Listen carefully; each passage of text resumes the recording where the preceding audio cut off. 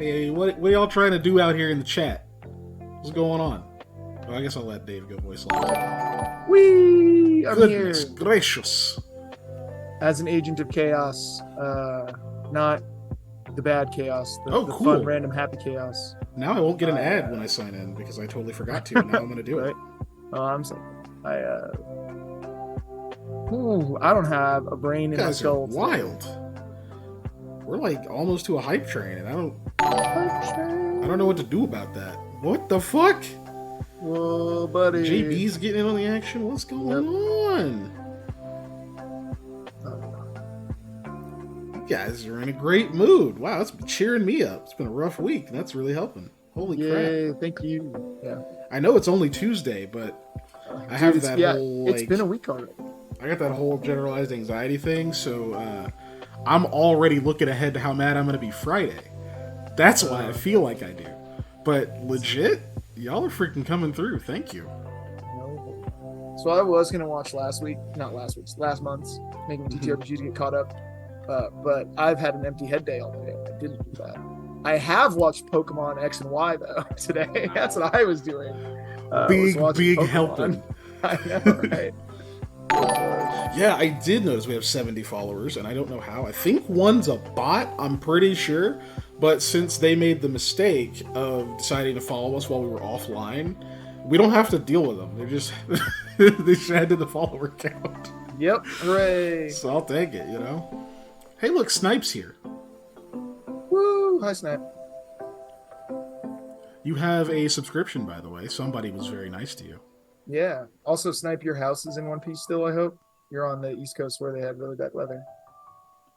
I mean, you've been active in the Discord, so I assume you're not homeless all of a sudden. I was going to say, it'd be a little weird if he was just, like, throwing around memes and not saying anything about having his house split in half. Look, I wouldn't put it past him. That's true. It'd still be kind of weird, but I could see it. Yeah, well, we did end up getting a game plan last time. I can tell you that because I've watched the end of last month's making a TTRPG about 7 times, and it finally stuck what happened. But yeah, we did get kind of a game plan going. I have it under our talking points in the what the fuck is it? I'm in the wrong Roll20. I just realized. Let me open the correct Roll20. I was like, where is it? I'm looking through our thing in Roll20. I'm like, I'm in the Thursday game. What am I doing? Wow. There, I had to turn on the audio duck, otherwise we would probably getting drowned out. Yeah, it's under talking points, which is in the Google Drive under for stream. Okay. For stream. Google Drive. Yeah, I see it. I see it. Stream 9. I called myself trying to get this kind of formatted so we could easily like go through it, and I just got so distracted. So yeah, we did ask last time what the money what is is called. Money called? Yeah, let's just call it money or cash or dollars or whatever for now. It does bring up a question, but it's all like a lore question. But we could do something more interesting with money than just be like, yes, whatever our gold coin stand-in is, right? We could make it something that actually has like intrinsic value. Like, this is a stupid example, but I think you guys will get me. And you can't see me gesticulating with my hands, but I am. Like, imagine if money actually was like those chocolate coins, right? Hear me out. I'm okay? listening. Let's just pretend that you could like go into a store and buy things with chocolate coins, right? That'd be kind of dope. Because if you just wanted to eat chocolate, you could just eat your money. You could indeed. Like, it would have its own value outside of spending it at a place, right? It's kind of like, just bartering, but not, Oh, yeah. Now, granted, if we were to do something like that, not necessarily make money out of chocolate coins, but make money something that could be used for something, like magic or whatever, right? And then its other value, of course, is it's used in trade as currency. That could be kind of dope. Because like an example comes from my favorite book series, the Stormlight Archives, where where money is all like gemstones, so like chips and like pieces of different kinds of crystals based on how much stormlight they can hold, because stormlight is used for all types of energy and like engineering, and plus like powering like cool super stuff and whatnot. And different types of gem hold more and or less stormlight, and then like the different sizes and stuff denote their value. Yeah.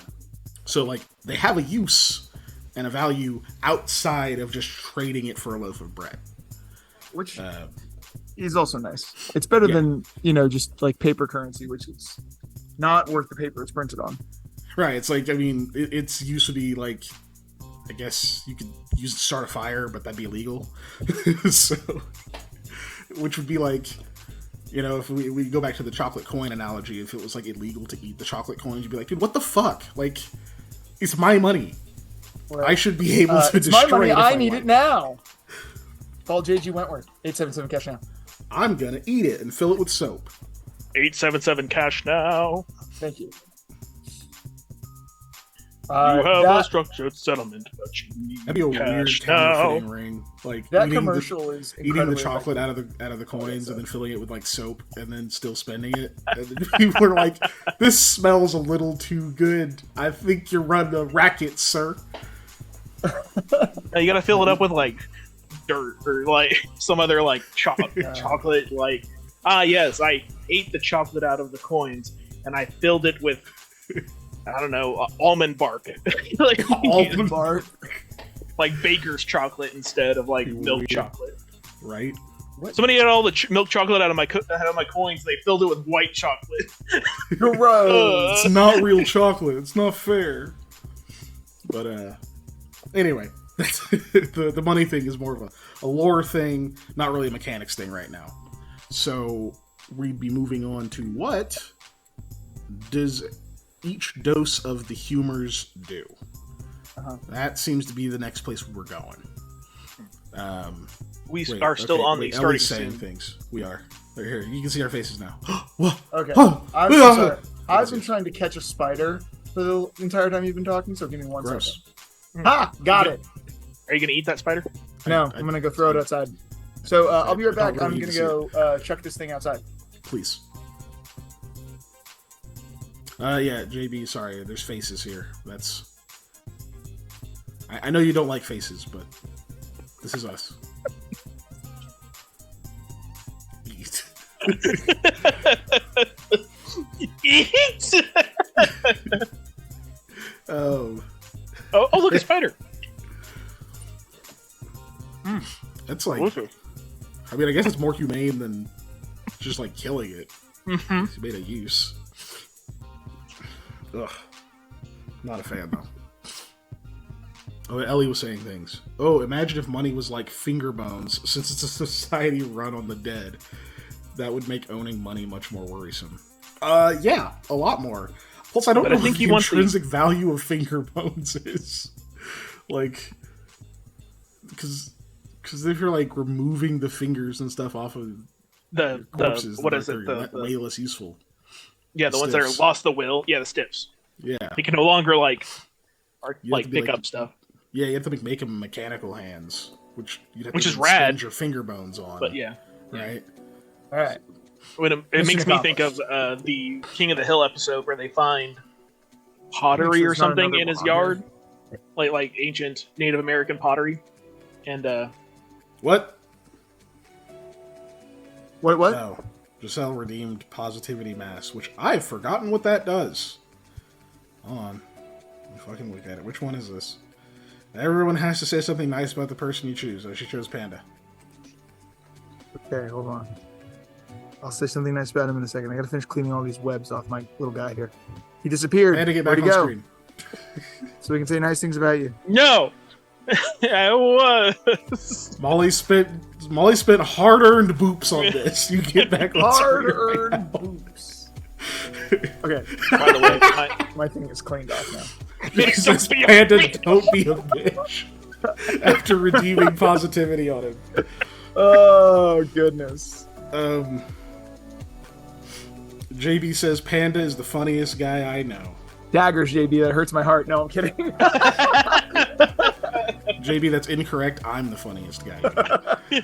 Ellie says, damn it, I forgot there was a wait period. Ah, you tried! Not today. I tried to redeem it as well, and I said anyone but me is what I did. Giselle says, Panda, you're pretty great. I appreciate how earnest and kind you are. Fuck. I'm trying to remember what I said last time so I don't repeat myself. Yeah, I was also thinking that same thing. I was like, I really don't want to say the same thing twice. That my you guys love weren't for others supposed is to repeat huge, that. but my wiener's big is huge. Is huger. I would not know, thankfully. Also, I don't. My think I brain would, remains with horrors left unseen. I really don't remember. Well, I'll I just say have to risk something that's very can repeat possibly the whatever. same thing. You can spin anything into Gundam Battle Operation 2 ad promos, which leads into me actually saying you're a very creative person, especially on things that you like and enjoy. I always am intrigued and excited to see the stuff you come up with, whether it's a concept for something, whether it's a bit, or if it's a idea for like a modification of a thing, or if it's some contraption that's sitting over there in the garage, like 20 feet away from me, probably, that you've attempted to. Oh yeah, there's definitely something that could explode in that garage.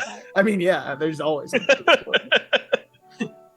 With certain things added or taken off. The right Ellie says, proportions. Panda tells great stories and is somebody who shows up to help friends.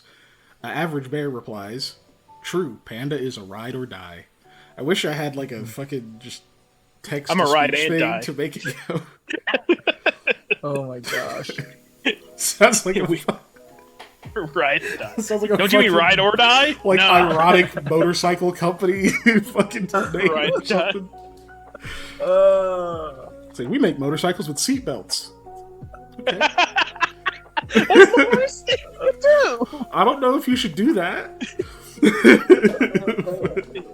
You know what's better than falling off of this small rocket you're riding on the highway? Being Right. strapped to it if it turns over. Having a chimpanzee clutching you to it. Just, but no, I will. Here's what I'll go with. 'Cause I know I didn't say this last time. Definitely since the last time this came up, me and Panda have been in sync on like certain bits. And I've usually got there before him, but not every time. But we've been like wanting to tell the same fucking joke. I have called you out a multiple couple times, times. like, God damn it, Pat! I was getting ready to do that. That's But like, yeah, we have been in sync on stuff. Which I know I didn't say that last time because it's been a recent thing I've noticed. Okay, sorry. Ellie brought up, I gotta tell people the shed story. That Meg was telling me shed, how yeah. Panda showed up to help put together a shed and how glad she was at having them. Chris's buddy Tim, Meg's husband, our friend. So there was a group of us putting together a shed. It's getting late. We're putting this together a shed. I'm trying to hammer out these doors because it's one of the last things that go on are these doors. We get these doors put together. And it's been hot all day. We finally, it's been like 8 hours building the shed. That's what it feels like anyway. And we get one door on, we hang it, and we notice that like, oh, the little thing where it latches into the bottom to keep it thing is technically backwards. Like this bottom rung that we put on the very first thing is backwards. Not that huge of a deal. We could just like drill a hole. It'll still work. We get this other door finally hung up, and we're looking at it, we're like, oh, thank God it's done. We close the doors, and there's like a 6-inch overlap on the doors where like they're too long, so they don't fit properly. Like they're the wrong doors for the shed. And I'm just we kind of stare there, and I just start laughing because of the absurdity of like everything else has gone on fine. Basically, anything that's been like a little messed up, easy to fix, But we get these doors on, and they're the wrong doors. Quite literally, like, you're supposed to be like this. They're like this on the overlap. It just will not shut properly. And we're just like, imagine Crispy's face. just it's like, I don't know. I think Tim said it well. It's like, just fucking cut the doors. Yes. Just cut one of the doors like that overlap, and you'll just have one door that's smaller than the other. Right? It's because at that point it's just like just make it fucking work. I don't care anymore. Just make it fit. At multiple times, I was like, before we had the roof, I was like, oh, we could just put a tarp on it, and we're done. Like, we just put a tarp on it, and we're good. Like, get some flex tape. We started saying flex tape. Sorry, another bit about this is Flex tape. I keep saying it's like, oh, there's a gap, in the sheet metal. Oh, we'll just get some flex tape, slap it on there. We'll just basically make this thing out of flex tape. And Crispy the whole time is like, I don't got flex tape or whatever. Is like, you just want to build the shed out of flex tape. We go inside for pizza at one point. We're eating pizza, and I just noticed something in the corner of my eye, kind of out of the way, behind some books. It appears to be like a caulking tube, and I was like, I see it, and I go, I take it and I turn it, and it says Flex Seal on it. And I was like, son of a bitch! It's here! It's real? People have this? Crispy looks at me and he just goes, Megan must have got that because, it's not his. And I was like, right. Yeah, right. It's not this. That's not mine. It must be my wife's. Purely deflecting the situation.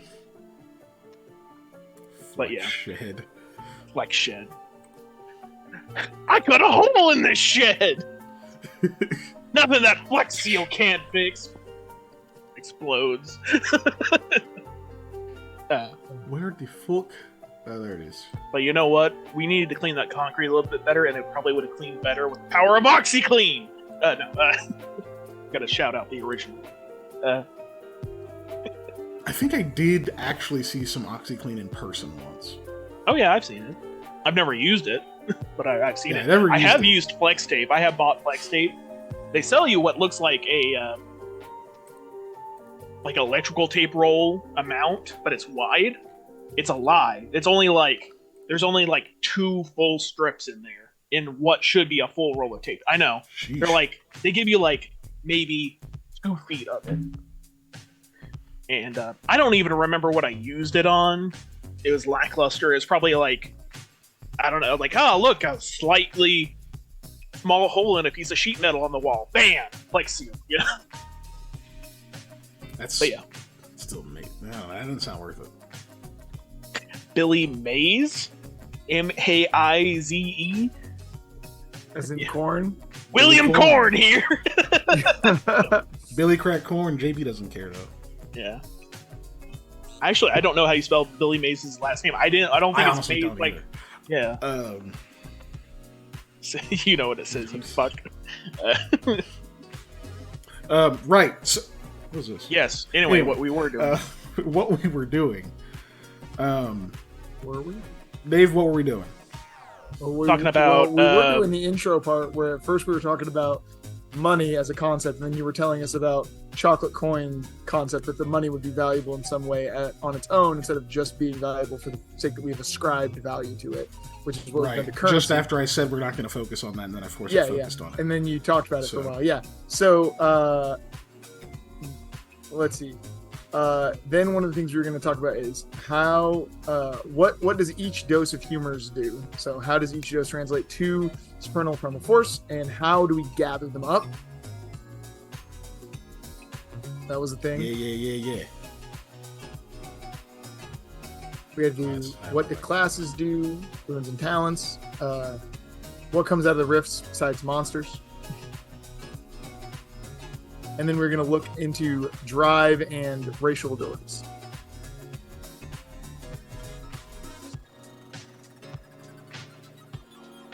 We did do some of our. We did get through a lot of our racial abilities. Yeah, we got through.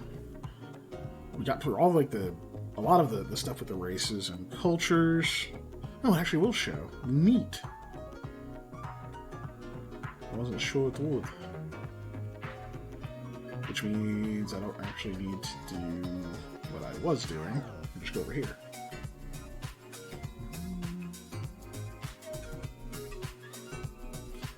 Good.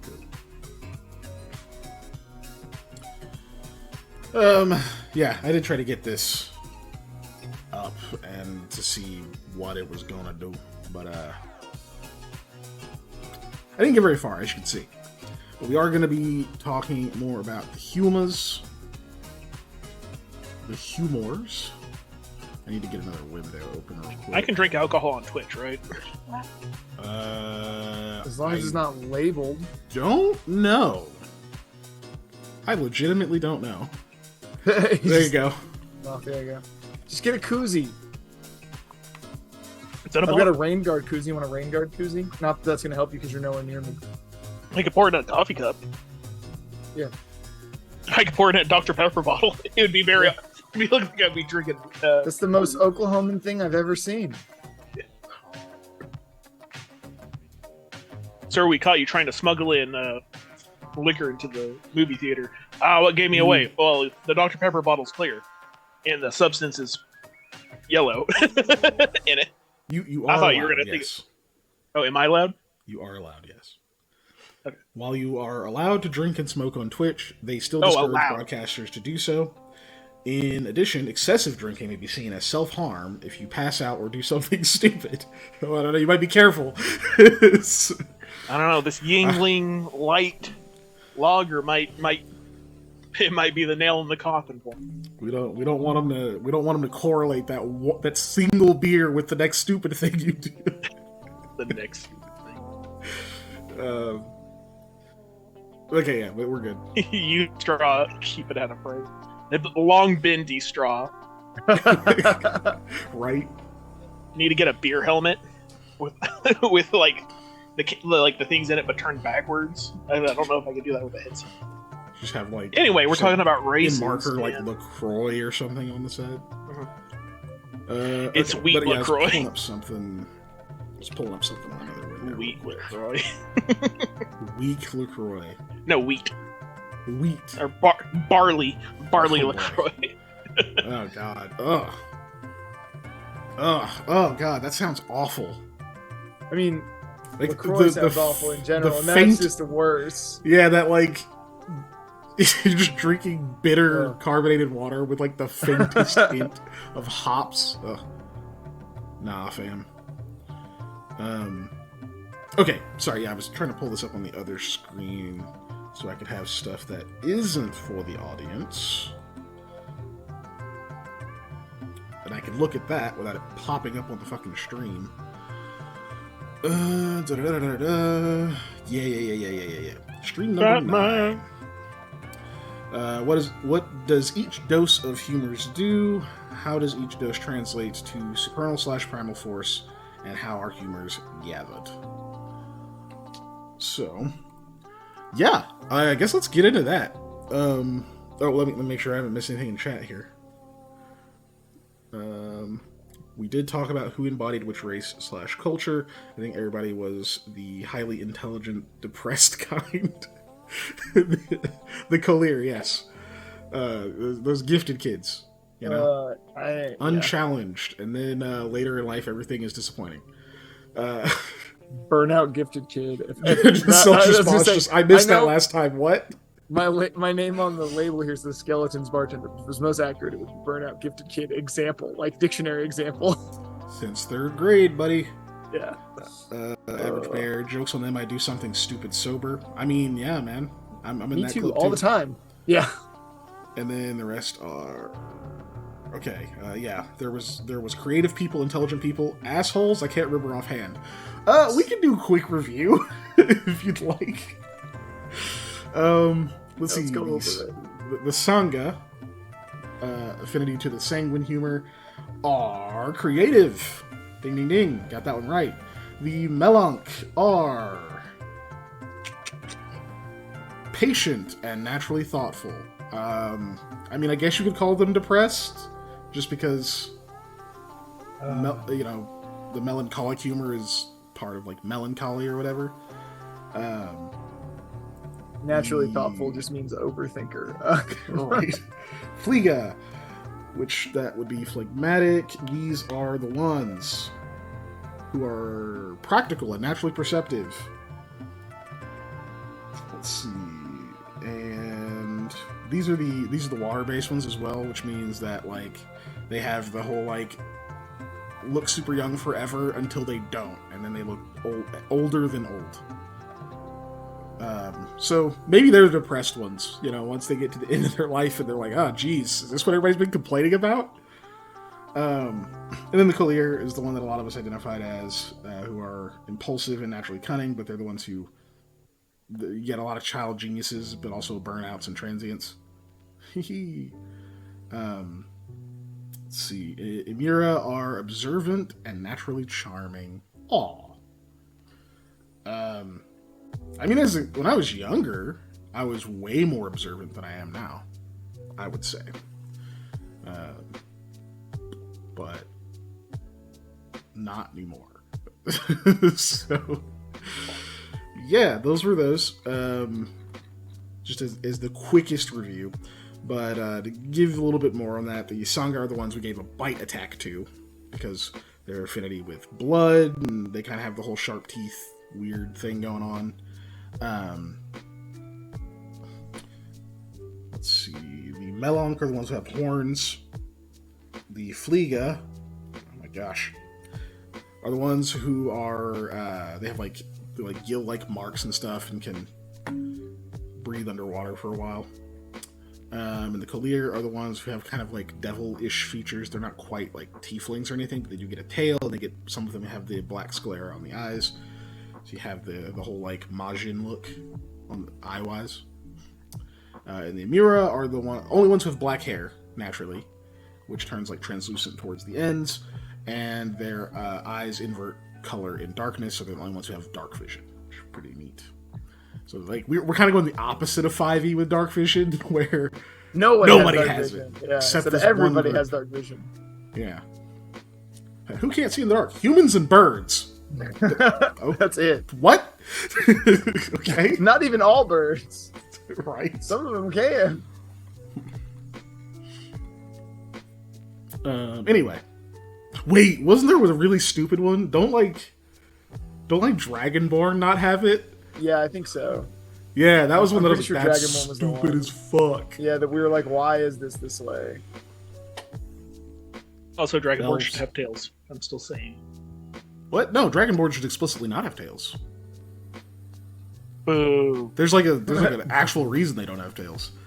Yeah. Because half dragons have tails. Oh. Mm-hmm. Dragonborn don't, because they're not half dragons. And I think the only bird race that has dark vision is Owlin, which at least makes sense. At least that makes sense. They also have 120-foot dark vision, which is just bananas. Is their flight speed real low?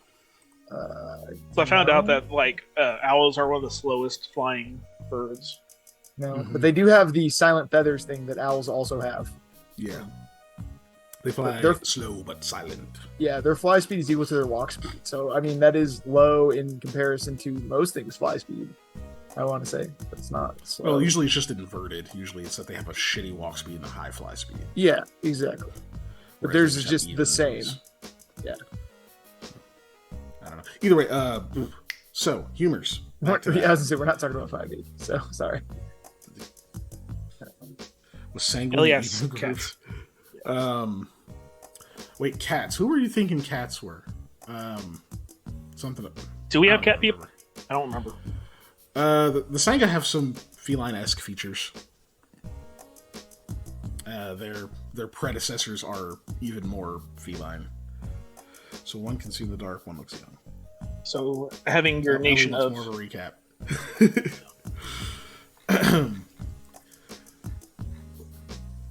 So yeah, the Emira can see in the dark. The Fliega are the ones who stay looking young for a long time. Let's see, what were the other abilities though? They get kind of like pointed ears and stuff. They have scales on like the hands, sides of the neck. I'm trying to see if there's anything else we added that I don't remember. They can hold their breath super fucking long, but I think I mentioned that.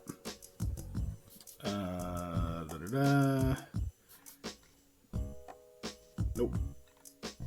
The Melonk are the ones with like the kind of like either stone or like crystal type fingernails and stuff, and they have the horns that are also made out of that.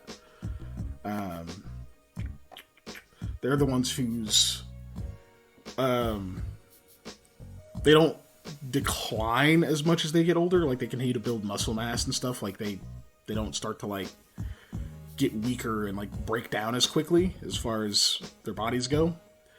So you know, like human, like regular people, you know, that you have a thing called like old man or old lady strength or whatever, where it's like they kind of seem frail or whatever, but they really need to do something. It's like, oh god, they're strong as hell. That would be incredibly extreme for Melonk, because it's not just the like, oh, they've been doing this thing for so long that they just have those muscles that are really developed for that thing. It's like, oh yeah, they've done that, but they've also, their like testosterone level hasn't dropped. So they've gotten even better at doing that thing than a normal person would. So you'd have like, yeah, pretty buff old people over time if they were like doing any kind of manual labor. And they would look it. Like they'd look old, but they wouldn't look like droopy and like frail. Speaking of old man strength, quick derail, I swear. I've been getting videos of guys going around with the grip strength testers that like, you know, they're like, I'm going to a gym and see who has the highest grip strength, and you know, like goes through a bunch of people. He went to a rodeo and did a bunch of bull riders, and like the first dude was like 140 grip strength, and I was like, good god. And then yeah, had another one that was like 120. One guy was like 100. One guy was like whatever. And there was an old man who did it, and everybody else, like when they start squeezing, you see them like their arms start like tensing up and it's a little shaky. They're squeezing so hard. This old man was rock solid, and he did it, and then he was like 160. So like had beat out everybody else previously. But the last dude was this skinny rail skin cowboy man who's a younger dude, and he did it. He was also like super dead on, like calm arm did it, and it was like 183. Just beat out everybody. And the top joke was, this man has a grip strength 20 pounds higher than his weight. Right? Yeah. Sheesh. That's like, you got to go hit rock climbers for that too. I was like, he's probably rock climber. Weight. Yeah. Their That grip Magnus has strength a will beat their weight. crazy freaking grip strength. Yeah. Have you ever seen that? I Anyway. think that I love watching Magnus' videos. but grip strength. Yeah. Old man, right on. Oh, Ellie was trying to see who has like utility buffs as part of their racial traits. Utility buffs. What do we consider a utility buff? Let's start at the top, at the Sangha again. Can I hold on. Share that? This isn't like super on center. I'm just gonna leave it. I'm sorry. Because if I mess with it too much, it's gonna be all fucky. I might be able to zoom in, and then nah. I think that's about. No, that's worse. that's actually worse. Go back to 100. I'll just read it. What do you think, Dave? Which one of these has what you consider a utility buff? And recap what the race is basically like for me as well, because I'm bad at remembering stuff. Sangha. Should I just read through them real quick? Yeah, just go ahead and read them. Sorry, I'm bad at remembering. Okay, the Sangha have the affinity for the sanguine humor, which is blood, and the element of air. Their hair can be snowy white, pale blonde, or bright pink. Despite the fair colors of hair, their skin is either ruddy and rosy colored or swarthy earth tones. Their eyes can be pale yellow, green, blue, or violet. Their drive color is red. Sangha spent their earliest days fighting with their cousins, the Sago, larger, pale-skinned, feline-like Sangha that drink blood for sustenance. No one remembers what the Sangha looked like in the years before their constant battles and enslavement to the Sago, but who they are now has persisted for centuries. Physical traits. All Sangha skin is marked with brighter or lighter fractal birthmarks reminiscent of lightning strikes over spaces as small as one hand or as large as the expanse of their torso. Sangha have slightly pointed ears and sharp, slightly enlarged canines. Sangha do not suffer from hereditary hair loss, balding, or fading of hair color. In fact, their hair continues to grow faster as they age. Sangha are often creative and naturally spontaneous. I just realized that that is not showing on there at all. Okay. Sangha retain their adolescence for longer than other heritage, but also develop very quickly throughout it. Their teenage years tend to be tumultuous and lively, and they often have difficulty adapting to life where they need to plant their roots. Their bonuses are once per day they can consume a dose of sanguine humor, blood, to recover HP equal to their level. This recovery is doubled if the source is also a Sangha. So if they drink the blood of another Sangha, they get a lot more health from it. They can conduce a dose of their own sanguine humor to recover HP equal to level immediately. Does anything negative happen when they when a Sangha would drain another Sangha or drink from? So losing, we haven't gone into what happens when you lose doses of humors yet. It's just we know it's going to be bad. Okay, okay. Because you only have so much. Yeah, not something that you technically like. Hey, you drink from me, I'll drink from you. We both get a benefit. No, it would be like a even trade or whatever. You know, in theory. Yeah, because it's also a supernatural thing. They're turning it into energy. It's not just like, oh, I got blood in my belly now. Right. Yeah. Okay. I just wanted to check because that was the first thing that popped in my head. I'm like, that would be broken. So it would. Fun. It'd be really stupid. Just what are those doing? Healing, and they're just like fucking biting each other back and forth. God, his shoulder looks fucked up. Are you sure he's healing? Oh yeah, he's healthy as an ox. But yeah. Well, that sounds like a huge benefit already for them. Plus there's not a lot of healing. We're gonna have very little natural, like just healing like that you can just do. They also possess a bite attack, of course, that can be done when grappling, and they add a 1d4 HP damage. They add 1d4 HP to the damage. Let's see, grappling is 2d6 stamina. Yay. Sangha begin play with the talent rating in acrobatics. That goes back to how we're doing our skills, or whatever we're calling them. Basically our skills, where they have, let's see if I can remember this. Talent, training, experience, accomplishment, and there's one other. What's the other one? I don't know. Practice. Because I also don't remember. I think it's practice. I don't remember which sheet it's on is the problem. Yeah, I don't either. So I was looking real quick.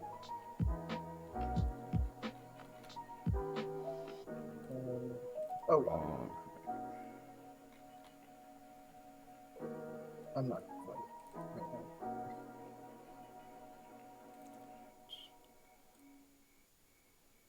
Let me see if I can find it.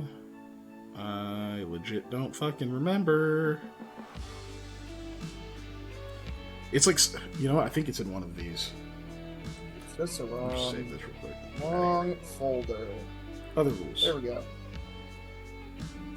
Here, talent, training, practice, experience, accomplishment. I got it right, actually. It's in other rules on Roll20 is where it is. Oh, okay. I was looking through the Google Drive, so that's why I didn't find it. Yeah. I was looking there too, I was like, I think it's in one of these other things. But yeah, that's what each of the, like, points you can get in a skill is sort of based off of. Playing with the idea too, Dave, of, like, maybe talent is like a thing you generally can't just go earn. It's like a thing you start with. Whether it be from, like, your background or your race or, like, whatever, right? Yeah. So those are the only things you can technically max out, or the things you had some kind of talent for, rather than just doing everything else. Because as they say, hard work beats talent when talent doesn't work hard. So, sure. Other way around, hard work ain't enough. Just saying, it's not usually enough. Unless you're a shonen protagonist. Right. That's Bayo. But usually they also have natural talent. That's true. They just also work super duper hard. Right, but also that trope is usually played out as it's the hard worker versus the person who has so much natural talent it's absurd but didn't work hard. Yeah. Frieza's a great example, actually. That's my first. He was born this fucking strong. Yeah, that's just him, and then he fucking trains for like a year, and it's like, oh, Golden Frieza, he can hang in super. What? But anyway, imagine he's been doing this the whole time, right? How many times he had to get his ass beat to be like, maybe I should do what those guys who keep beating me do. Yeah. Maybe I should do a push-up. It's like Vegeta learned immediately after losing once to Goku, was like, nah, F this, I'm gonna be stronger than that guy. I have to work super duper hard. Like Right? instantly. Yeah, he's like, I lost. Well, time to break all my bones in gravity that's too high. Okay. You're old enough to walk, you're old enough to train. Poor Trunks. Anyway, so yeah, that's a back to our the way our skills work. So we cut back to the races again. So yeah, Samba naturally they get talent in acrobatics. They get to be like acrobatic and flippy. Do a barrel roll. Melonk. Melonk have an affinity for the melancholic humor, black bile, and the element of earth. Their hair is dark gray, olive green, or deep brown. Melonk skin can be swarthy tan, olive, or caramel. Or wait, hold on. Did I skip something? No, I didn't. Eye color can range from red, orange, but never quite fully yellow. Their drive color is green. The first Melonk awakened near a huge smoldering meteorite. It let out a psychic scream that drove them away, far across the lands of Colmir, where they formed tribes and wandered until the Great Settlement. Gotta love psychic screams. It's like a scream in your ear, except if you plug your ears, it's just as loud. It's still happening, yeah. Oh, it's like the voices in my head. Right. Unique traits. Melonk nails and teeth look more like quartz, onyx, or marble than bone or keratin. Right. Did I put Sanga? Oops. Find in the typos. Melonk have small horns on their heads, but they're not always symmetrical. They have from 1 to 6, always matching the look of their nails and teeth. So if you got crystal nails and teeth, you got crystal horns too. Anyway, let's see. Melonk easily retain any advanced level of fitness or strength gained compared to other heritage. Many hold on to their physical peak without much work at all, even into old age. This doesn't just affect the elder, though. They build muscle much easier and thus are rarely thin or lithe. They're usually thick. They have a minimum of 2 Cs. Minimum of 2 Cs. Melonk are often patient and naturally thoughtful. Melonk mature physically faster than other heritage, but their physique continues to improve as they age rather than degrade until they enter the last few years. Melonk are often late bloomers and have difficulty matching the pace of their peers in their youth. Yada yada. Average height 6 foot, they're big. Bonuses. Melonk can strike with their horns to strike. I phrased that weird. Dealing higher damage than a normal blow. Basically, headbutt. They can headbutt with your horns rather than punch you, and it's a lot worse. Once per day, they can choose to recover 1 step on the condition tracker after a short rest. If they consume a dose of melancholic humor during any rest, they recover +1 step on the condition tracker, which can be huge depending on how fucked up you are. They can also consume one of their own melancholic to recover 1 step on the condition tracker at any time. So when you consume your own humors, like for the Sangha, for example, this isn't like you bite your own arm and drink your own blood. It's just a thing that happens internally. You like burn up what's in your body. That would be funny though. For an effect. The like if that's how you want to play it, whenever you get to play this game, right? Go for it. I could get it if I didn't have these damn arms. Right? Trying to bite his arms off. That'd be freaking weird, right? Try to like, how do I get to my own bile, and how do I separate the black bile from the white bile, or from the yellow bile? Ugh. Oh man. No. But you know how they say no one wins with a headbutt? Melonks win with a headbutt. Yes. And if it's 2 Melonks, it's whoever has the most horns, basically. Yeah, there you go. Melonk begin play with the talent rating in athletics, because why wouldn't they?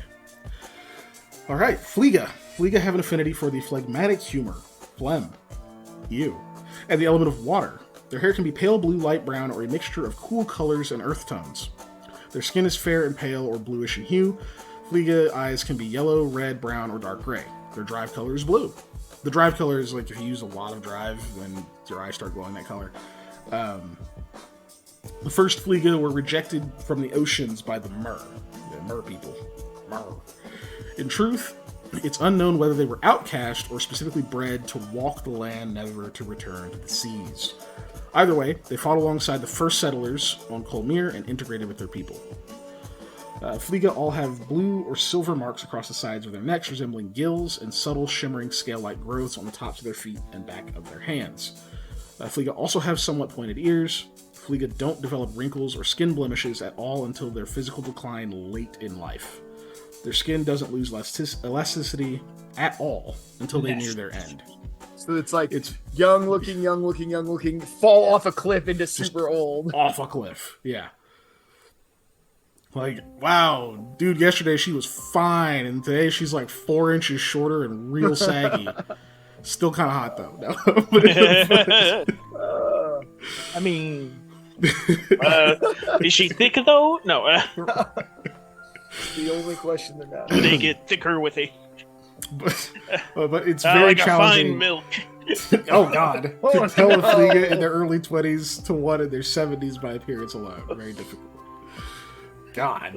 Fliga are often practical and naturally perceptive. Fliga mature quickly both physically and mentally and maintain their peak condition longer. However, when their decline begins, it is often rapid. Many Fliga find it difficult to cope with this twilight and decline of their abilities. Let's see. They can hold their breath for 1 hour when submerged. Damn. Immune to nitrogen narcosis. That's from Ellie. Fliga begin play with the talent rating in perception. And by consuming 1 dose of phlegmatic humor, the Fliga may once in the same day reduce the difficulty target number of a body-related check by 1. They can enhance their physical ability. Let's see. And then Collier. Collier have an affinity for the choleric humor, yellow bile, and the element of fire. They often possess hair that is bright red, strawberry blonde, fiery orange, and reddish brown. Their skin is walnut, honey-colored, or reddish in tone. Their eyes are bright blue, red, or light gray. Their drive color is orange. The first Collier were born only after a group of heroic villagers in ancient times set out to close a rift from which fire spewed continuously. A presence within calling women of the village into the flames with dominating powers of suggestion on the night of new moons. The villagers returned and refused to speak of what they encountered. For the next 9 seasons, roughly half the children born on Colmere were Collier. Physically unique traits.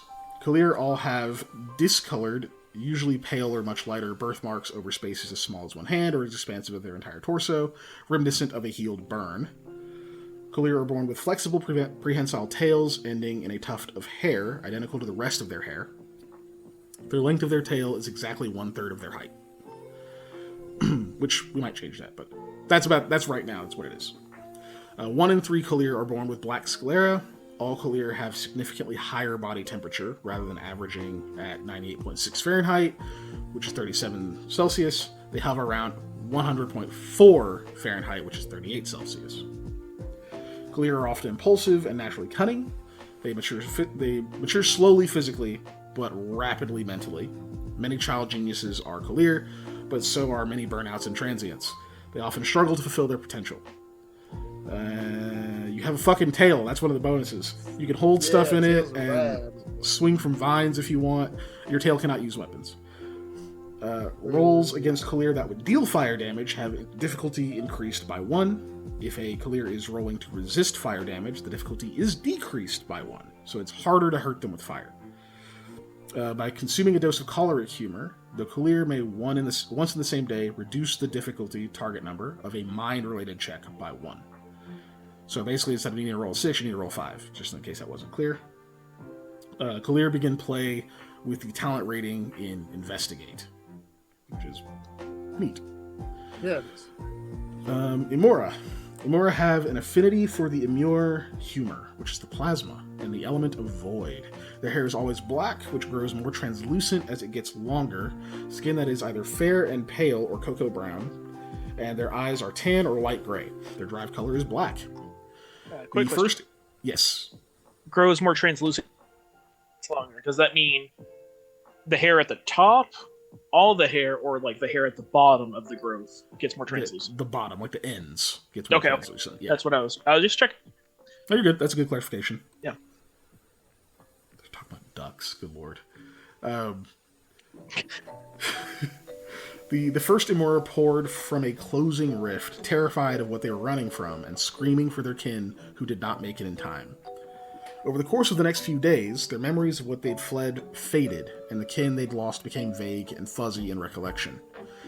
They were the earliest lasting people of Shard, as far as anyone on Kulmir knows. Physically unique traits. Imura are easiest to spot by the translucent ends of their hair and the fact that their hair is black. No other heritage can have naturally black hair. I'll never forgive the Japanese. No, Wow. that's I know it's from JoJo JoJo. lines without context. Yeah, I know it's from JoJo. yeah. But whenever I think of, there are several to Patrick's dismay isekais where it's like, oh, I got transported to a different world, and they're like, you're not from here. Usually because the person is Japanese and they have black hair, and black hair doesn't happen in this culture, like, or this world. Not because So, they look Japanese. Yeah. Like, as if that wouldn't make it obvious. But yeah, that's which I the guess in first anime thing. it's way less obvious, just like looking at people's faces. Well, really. yeah, animes, all the characters are cats. You've seen the popular memes. Anyway, sorry. Imura's eyes invert color in darkness. Woo! They're often observant and naturally charming. Imura spend a bit more time as infants than others, but progress through the rest of life stages at a steady rate. Imura can naturally see in the dark, but it's black and white. By consuming a dose of Imura humor, the Imura may once in the same day reduce the difficulty of a soul-related check by 1. Imura begin play with the talent rating in Unnatural. Oh, excuse me. Cool. That's the races. We have recapped it. That only took forever, but we have now recapped it. Sorry. But yeah, you're good. I feel like it might be important seemingly to being asked for. But that's them. That's what we spent a lot of last session building that, right? I imagine probably talent in Unnatural is going to be pretty damn rare too. Yeah, I think you're right. Imagine breastfeeding and changing diapers until age 10. It's not going to be that long. Jesus. 10-year-old baby. Wah, wah. I crave the milk. The thick milk. Yes, Mother, I Milk. need the milk to fuel the puberty I will enter soon. Oh God, no. I need the my bones are strong as fuck, bro. How else will I resist the Melonk bullies at my school? Do any of these races have difficulty growing facial hair? Which is something I found out about elves in D&D recently. Oh, yeah. Apparently elves usually don't. at all. I was like, oh, that's weird. Didn't know that. Half elves Once in can. a while, you get the like wispy little mustache, and that's about it. You know, they're really like the pencil mustache level. I'm pretty of, like, sure full elves don't even That's get it. that. They're like, no. That's like The a reverse half- dwarves. is the pencil is mustache. the idea. yeah, Yeah. like a lot of like Whereas Native whereas Americans. all where it's dwarves just like grow none. facial hair. Yeah. But I don't know. Probably not. I guess the most That's fine. elf-like are just maybe the Fleeka. The Sangha already have the whole hair growth thing down. They grow some wicked fucking beards. Also, for this thumbnail for this song, they didn't have to make it that cute. Oh, all the ones from this one are adorable. But Just wanted to shout out that for the moment. yeah, their albums are all called like Coffee Date, so they're all like, there's all the characters and stuff drinking coffee or at like a tea house or something. It's pretty cool. That's that. Cool, we did it. Hoomers. The Hoomers. I've seen that. Sorry, Ellie just shared, I think, in the memes. It's from those animal mouth. Yeah, paper or plastic mouth. That thing. Or what does blue mean? What does blue Oh mean? god, that one. Yeah. This one's about owls, and I think I shared it in our Just 5e making a freaking 5e campaign. Yes. Yu-Gi-Oh! Bridge. Did you see that there's a new episode of that came out? Of Yu-Gi-Oh! Bridge? No. No. Yeah. I saw a post from Little Karibo. He's like, yep, after a whole bunch of crazy stuff, I finally got an episode out. It's been 300 years. Yeah, crazy, right? I'm not looking. I'm pretty it up right sure now. it You came shut out. up. Not. It's in the works. I'm pretty sure it's like out. That's But, good. What I would get for more Merrick Ishtar plays, whatever, Right. for reviews. Oh my god. Okay, we actually need to do something. Sorry. We got day all ago. this prep work done. Now we're like, One day ago. let's do other stuff. Okay, humors. What the fuck were we gonna do about these? Go back to this talking points. Yeah, let's stop Doses. doing What do the humorous doses jokes look and like? get back to humors. Okay, so what does each dose of humors do? Well, Sanguine heals, or Why if should that, be? I mean, yeah, this is- something The health-wise, race maybe. can. Yeah, No. We Is need to blood. base it off of what we created for. Where is it? All of our magic rules, right? oh, okay. So air. We don't want to do because we explicitly don't want to have wanna- like, magical healing. Yeah. No. The Sangha have a very rare gift in the ability to heal themselves at all, outside of just like resting or medical attention. Let me find. Let's look what we put for. Okay, so in magic, Magic. let's try to pull these over here so we can see them all on one screen. So I for need a fidget that's shaping- not a dental pick. Like, Actually, let's just do this. We'll pull all these over to that sheet a bag of tricks. because people can see this, which is dope. Okay. Paste that there. Oh, it's awful.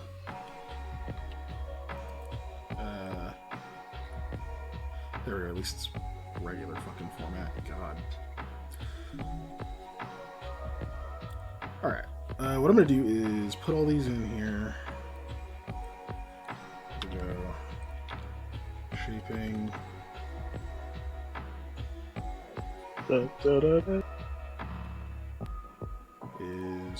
This is the thing I was going to try to do before this.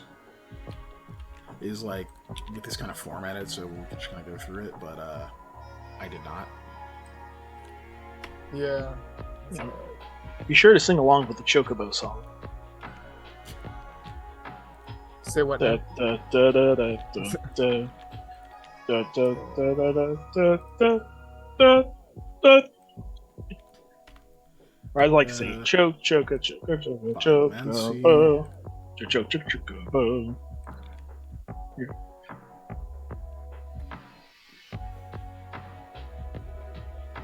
Actually, here, I'll do it this way. This is better.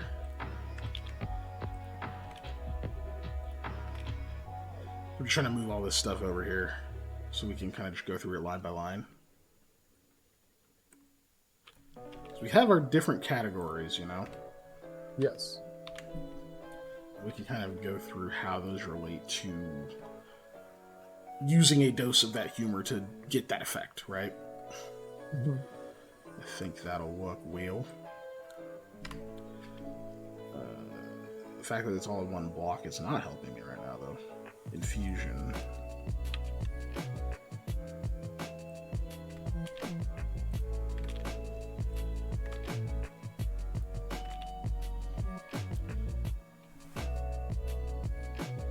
And then next was manifestation.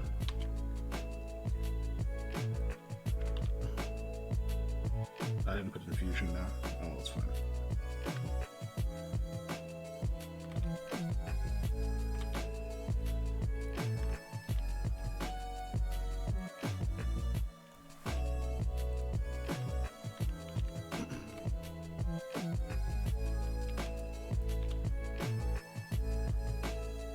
Okay, so psychomancy was next.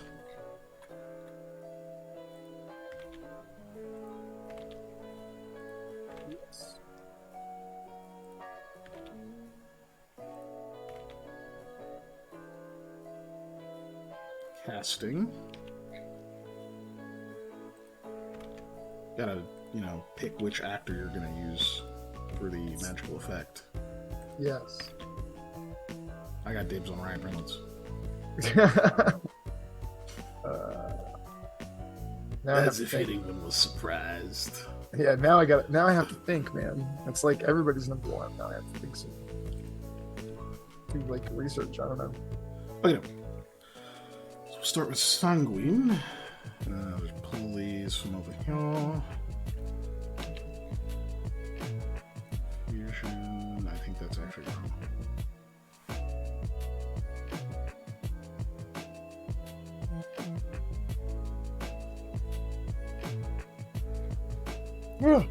Oh, sorry. This is biomancy. That's what it is. Oh, I already got it. That's why it's fucking gone. Okay. And then infusion.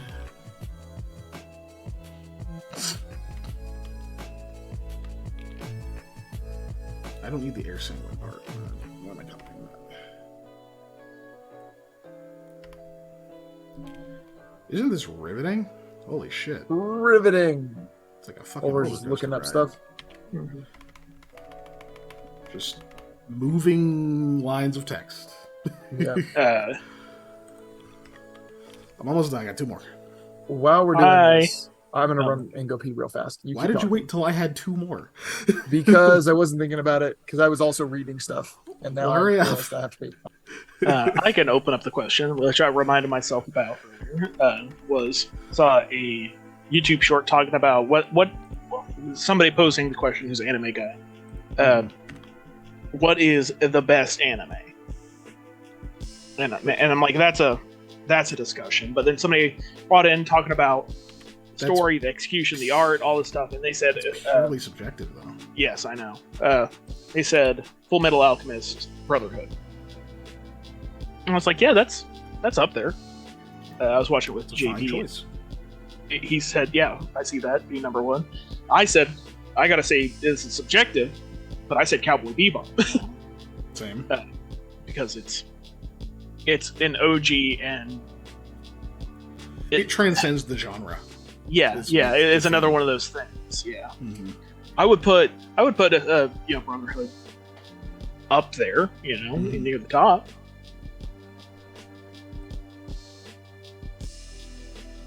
But it's like if I'm making a list of, if I had to like what do I think reviewing them all? What are the best ones without having my own personal opinion looking at them? That's going to be a weird list, because part of me would I gotta throw Gundam on there somewhere because it's a genre defining thing in I mean, for yeah, mecha like best mecha anime isn't like yeah. Like if you're trying to think of overall best, Yeah. that's different than like your favorite or the best of X category, Yeah. right? Like those are very different questions. Something we definitely don't have time to get through right Yeah. now. I just They're wanted to look, throw that on there They're, because they're definitely different questions. We got some answers in the chat now, but okay, Sailor Moon was on my list as well. Sorry. it's definitely not on mine. I mean, it's fine, but I wouldn't put that in any best category. Just like I wouldn't put DBZ in overall best category. Like I just wouldn't do it. It's one of my favorites, but if I'm looking at like overall best of all time, no way. Yeah. Anyway, I just know I had a crush on Sailor Jupiter and a bunch of others, and I wanted to be And a with bunch of others. You mean all of them? No, Yeah, basically. so But specifically not Sailor Moon. Yeah, all of them. Funnily enough. The protagonist. Sanguine humor, 1 dose does what? We don't need to figure out specifically how much is a dose, right? Like, we don't have to be like, oh, it's this amount of fluid or whatever the fuck. Like, that's irrelevant to our, like, mechanical derivative of it. But, like, so we're looking at, like, shaping. How does that look mechanically if you have a dose of sanguine and you want to condense, disperse, purify, or putrefy the air, right? How much air can you do this with? We did have something of a guideline in a way, because I think I typed up some bullshit before. But what are your thoughts on that initially before I go find that, so we're not sitting in dead air here? Is that so if we're doing like one dose, we're probably looking at something similar to the effect of, I don't know, a second level spell, I'm guessing, in like Pathfinder or 5e. Second level spells are powerful. Mm-hmm. But one dose of humor is not nothing, and that's don't the really minimum have... dose, though. Right? Uh-huh. Like that's the lowest it goes. Do we really want to set know. our minimum, our floor at second level spells? Because I see this as a lower magic world than Pathfinder. Sure, then first, but the reason I say that is unless you're stockpiling a bunch of humors, you're going to be burning through this stuff really fast. And if you want any kind of realistic effect from humors, you've got to get at least a decent bang for each dose. I can't imagine you're carrying around 100 doses or 50 doses or whatever, and obtaining them is not going to be super easy either. So you're going to burn through them incredibly fast if you're trying to cast any kind of useful spells. Fair. Let's see. But I mean, first level spells are also not chump change, so they're not. I think they would carry more weight in this world than they do in Pathfinder because of the magic level. But I think it's a fair point, right? Because we do have a limit on resources and that kind of thing. They can't be too limited or people will never use them. Mm-hmm. Looking at you, Molly. I still have every potion I've ever picked up. Anyway, so... But let's look at I'm that person, but for a dumber reason, is that I forget that I have them. So I'm like never using potions because I just forget they exist half the time. Look at a Pathfinder second level spell if I can get it to fucking fit on here. God, I need just like a separate thing that I can just show. Fuck. It's fine. What I can do is just zoom out of this bitch. And then I'll zoom back in later when I need to. That looks awful. Anyway, this is a second level spell in Pathfinder. It's Gust of Wind. I feel pretty, I just like for level effect, obviously. Mm-hmm. Yep. So, range of 60 feet. Effect is a line-shaped gust of severe wind emanating from you to the extreme of the range. So basically just a 60-foot blast of wind from you. Lasts for one full round. The spell creates a severe blast of air that originates from you, affecting all creatures in its path. All flying creatures in this area take a -4 penalty on fly skill checks. Tiny or smaller flying creatures must make a DC 25 fly skill check or be blown back 2d6 times 10 feet and take 2d6 points of damage. Small or smaller flying creatures must make a DC 20 fly check to move against the force of the wind. It does more for other stuff. Obviously, you can move like medium creatures and whatnot. Large stuff is just like, it's wind. Yep. The spell can't move a creature beyond the limits of its range, or can't move it more than 60 feet. Any creature, regardless of size, takes a -4 penalty on ranged attacks and perception checks in the area of a gust of wind. The force of the gust automatically extinguishes candles, torches, and similar unprotected flames. Excuse me. It causes protected flames, such as those in lanterns, to dance wildly and has a 50% chance to extinguish those lights. In addition to the effects noted, a gust of wind can do anything that a sudden blast of wind would be expected to do. This is just kind of going over. Yep. That's just I'll tell you. Stuff. Do you know one of the reasons I specifically thought second level spells, though, and when I said it, is I was thinking of the spell Fog Cloud in my mind. That was the spell that came up in my brain. And that's a second level spell. That's a good one. And that's why I was thinking that we have a similar effect to that. Because it's a 20-foot radius, which is a big area, but you're just essentially creating fog in a 20-foot radius. Yeah. So, I mean, yeah, that's fair. And that's the spell that came to my mind. But also going over and looking at, like... This is a 50-mile-an-hour blast of wind, which is pretty dope. And sorry, I wasn't saying, like, normal I want to Oklahoma. Shoot that down. I just wanted to bring up that point. I understand. I'm telling you where it came from in my brain, though. Yeah, but I'm which makes looking sense. at... I'm also just trying to look at, like... First level spells, Obscuring Mist is a first level spell. Yes. Very similar effect, but just not quite as big, right? It's a 20-foot radius cloud still, but it's not, it doesn't last as long. It's not as, like, obscuring or whatever, but it's very similar. Yeah. Effect. And that's the other thing about Pathfinder, I think in a lot of ways, is first level spells and second level spells are very close together level wise. In some and I think cases. we're probably going to have a little bit more of a marked delineation between what you get from one dose versus 2 doses. Then a lot of times a first level spell and a second level spell, there's a bunch of them I'd 50-50 if you just asked me to guess, like if you read the spell description and asked me to guess if it's first or second. Or it's in the nuance of like casting time or area rather than like damage or big effect, right? So yeah, because if you just were reading off effects of them, not telling me the name of the spell, because a lot of them I just know by name, I would probably only be like 50-50 on first and seconds. But if once you start going to third, that's when I'd start getting them almost. That's when you get your fireballs and lightning bolts. A lot, that's when I'd start getting them right a lot. I'd be like, oh yeah, it's third. Oh yeah, it's third. Okay, but like just to that point, let's try to see. Let's see if we wanted to recreate the effect of Gust of Wind, right? Mm-hmm. Does that seem like, because we still don't quite know how much of this you're gonna have access to, right? How many humors? Because on the one hand, because I think you have a point too where we need to also consider the fact that these are not automatically replenished resources.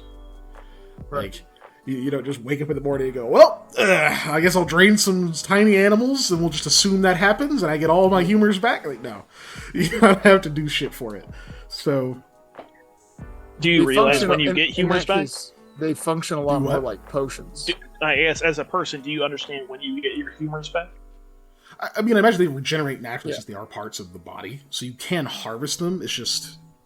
But you're trying to not use yours. I'm just trying to figure out if you have a good sense. Well, yeah. I'm saying if you're taking like a pint of your blood every day, you're going to be woozy and disoriented every single day because you're not supposed to give blood that often. Yeah, it's true. So yeah, you'd probably have a decent enough sense of like, I still don't feel good, or I'm fine now kind of measurement. So like in character, be kind of weird for you to be like, I have 7 doses of choleric left in me today. Like maybe if you're an invoker or whatever, because they're just fucking weird like that. But just like walking around, you wouldn't necessarily know the number, but like you would know if you could like contribute anymore or like that kind of thing. Just like technically you don't really know, like, oh, you can't really give a number on how much health you have left in character. Like, exactly. It's like, oh, I'm pretty rough, or I am in danger. Yeah, you definitely know how you feel. You don't have the meta knowledge of specific numbers. Yeah. Ellie asks, maybe they naturally replenish blood faster. We thought about doing that delineation of like going a bit more scientific with like how quickly they replenish, because blood is obviously going to be more plentiful than than all of the rest of these. But we're kind of just going to start at I think we discussed we're going to just start at kind of a baseline. You just have an even number, maybe +1 for whichever you have an affinity for. So like Sangha would have like 1 extra dose of Sanguine, XYZ, right? But I think we're just going to start at a baseline and then carry that into playtest and just see how it works. Play with it after that. The other thing I was thinking about is, so obviously we've talked about harvesting humors, and you have to harvest them from other people, from whatever, right? You're harvesting them from living beings.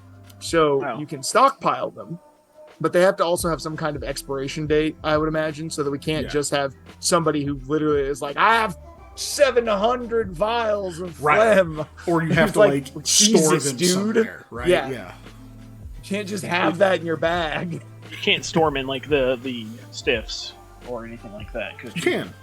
You can store them in stiffs. But like they only takes like you can't just be like, all right, he's full of blood.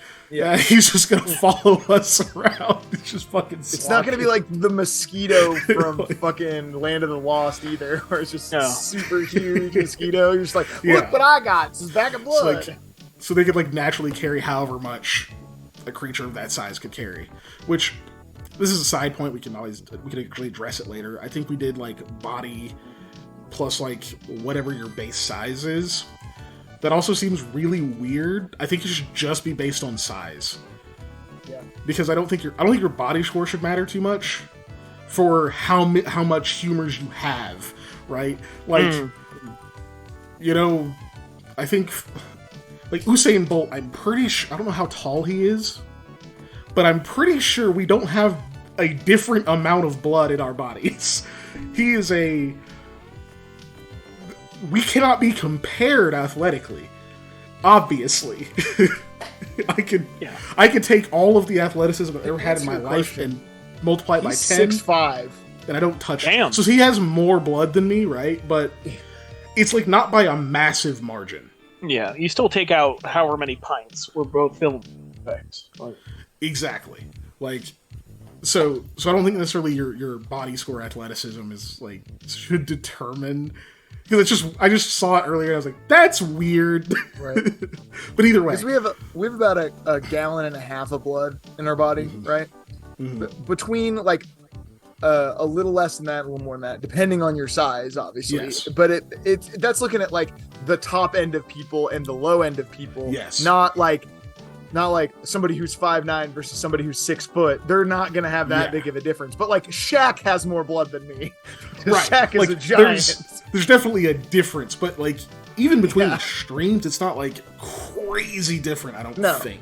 It's like a third of a gallon total Yeah, difference. because it's also not that much of our like body weight, you know. No, So but it's only a gallon and a half of blood, and a gallon of water is only 8 pounds, and blood does not weigh that much more than water. So it's not like it's a ton.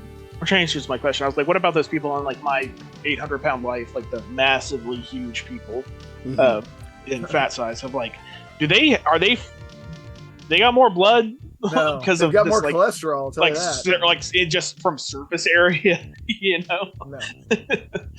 Bodies It's not like they got more. you know. They don't have a. It's not like they have a bigger vascular system than we do. Yeah, that's what I was, wondering. Because their vascular system's still the same size as ours.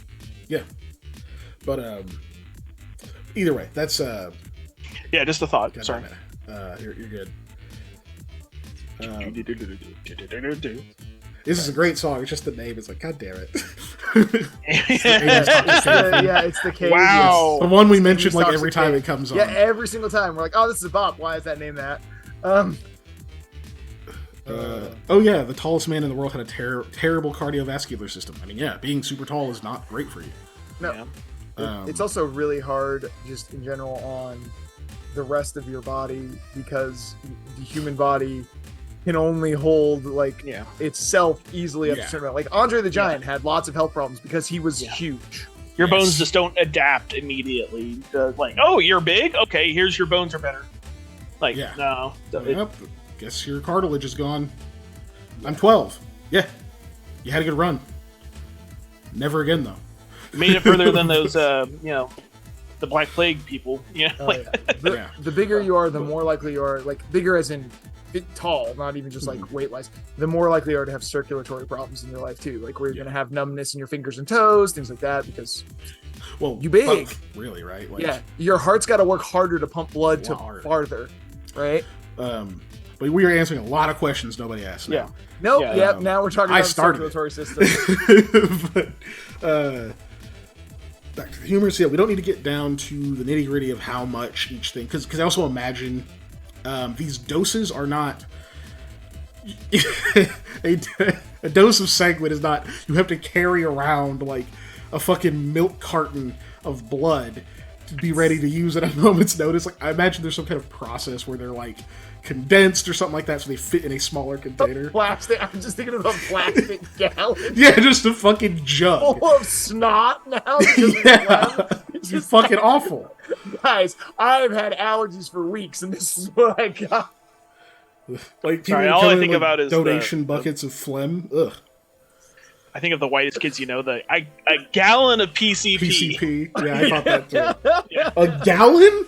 A gallon. Just sloshing it around. Wow. Oh man. Yeah, I'm gonna run to the bathroom. So. Have fun. Oh, gosh. But fucking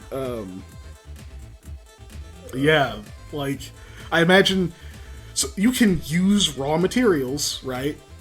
And we can obviously fuck with that later. It's not super important right now. But like, I imagine there's like a process where you like you process the shit and you make it like condensed down. You've got like it's like a super concentrated dose or something, right?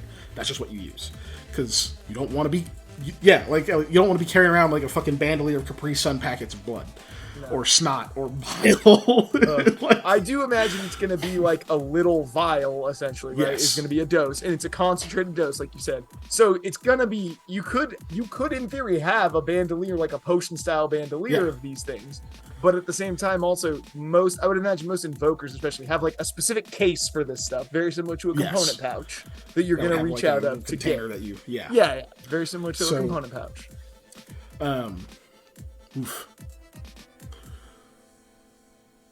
Okay, so the point of that conversation, we don't need to get. The point of that conversation was what we don't need to get into. Naturally, we got into it. Flasks, not glass. Probably not legitimately glass. Like if you're in the field, you probably don't want to be carrying around glass vials, right? So they probably have little metal flasks or something like that they can use. But either way.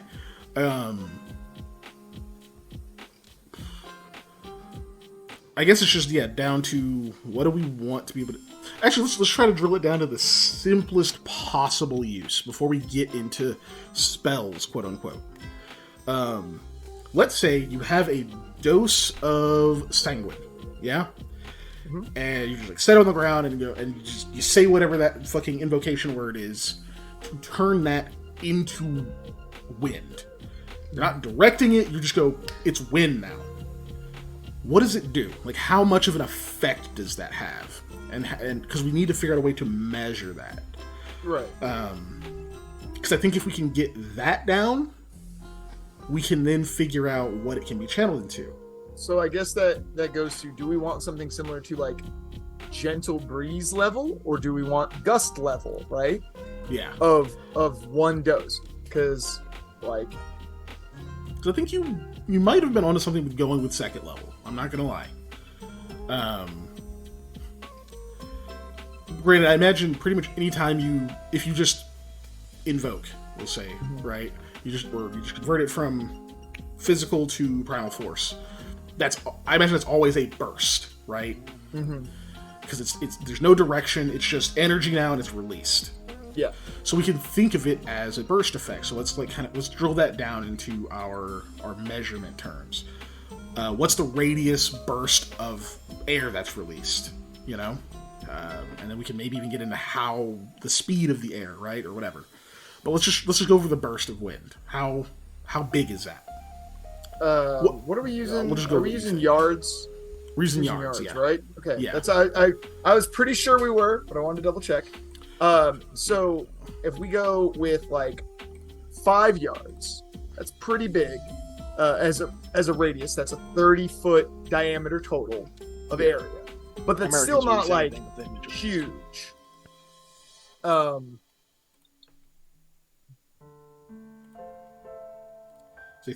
How big a radius? I was saying 5-yard radius is a 10, so that's 10 yards total in diameter, so it's 30 feet, which is pretty big diameter wise. I feel like it's gonna be 5 or it's gonna be like 3. You know what I mean? So like, I feel like in some ways I feel like 5's too big, so I think 3 seems more manageable. Right? It's hard to say, right? But I think that's eventually going to be something that gets tweaked here and there. But I think 3, because that puts us at 3 yards is obviously, since we're shooting that as increments, let's say squares. That's 3 squares, so that's 3 on either side of you. That can hit pretty much anything around you or wherever you set it and do the thing, right? It's going to affect the area you're standing in, but it's going to be easy enough to step out of, easy enough to maneuver around, not hitting other people. So... I'm demonstrating in the roll 20. Side note: if we ever do a space campaign, I want the healing potions and stuff like that to look like Kool-Aid Jammers.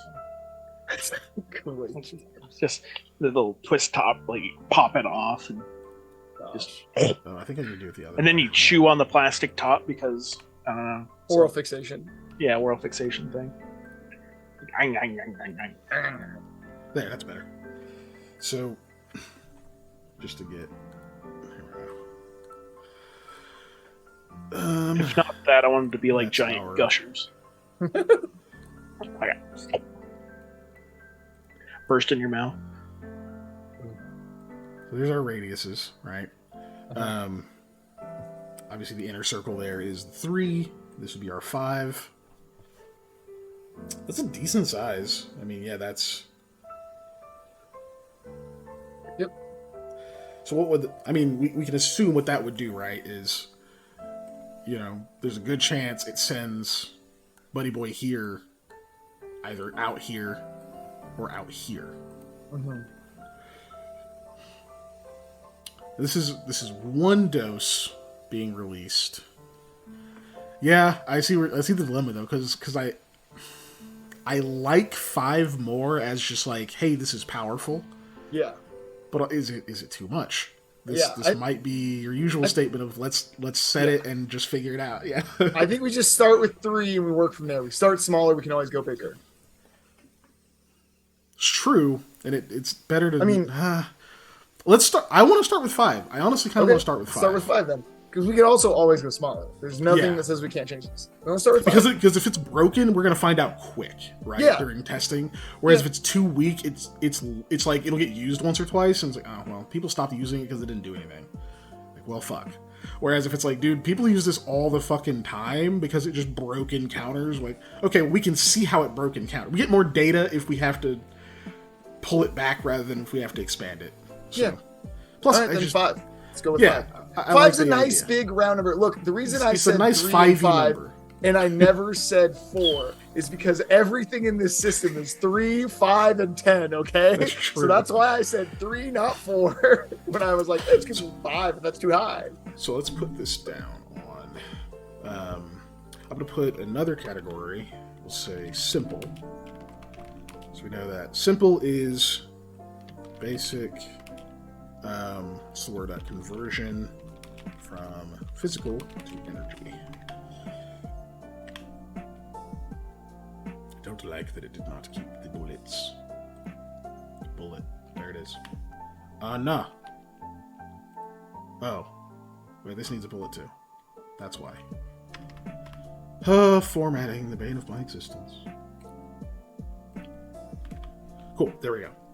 So, a release of sanguine humor creates a burst of air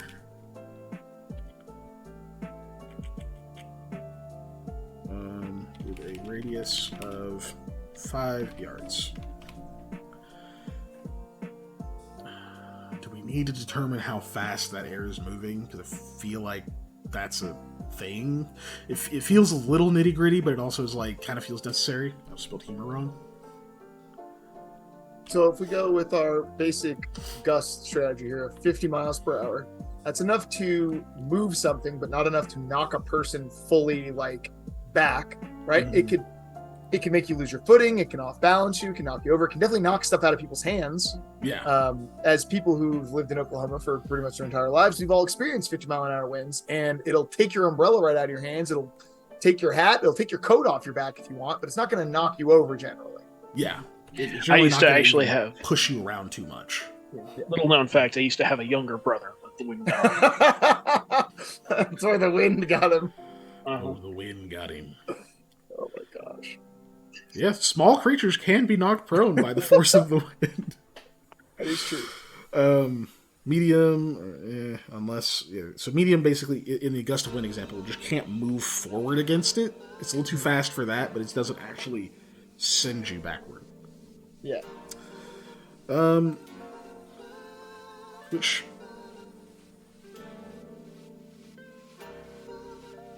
I don't know, but yeah. It feels, on the one hand, because we kind of want to be able to push people back. But, I don't know. But also, yeah, at the same time, being able to, like, just throw people fucking 10 feet around with just a poof, you know? I can see why that might not fly, really. So do we just go with 50 miles per hour? I feel like it's fine. If we do where you basically cannot advance if you're within that radius circle.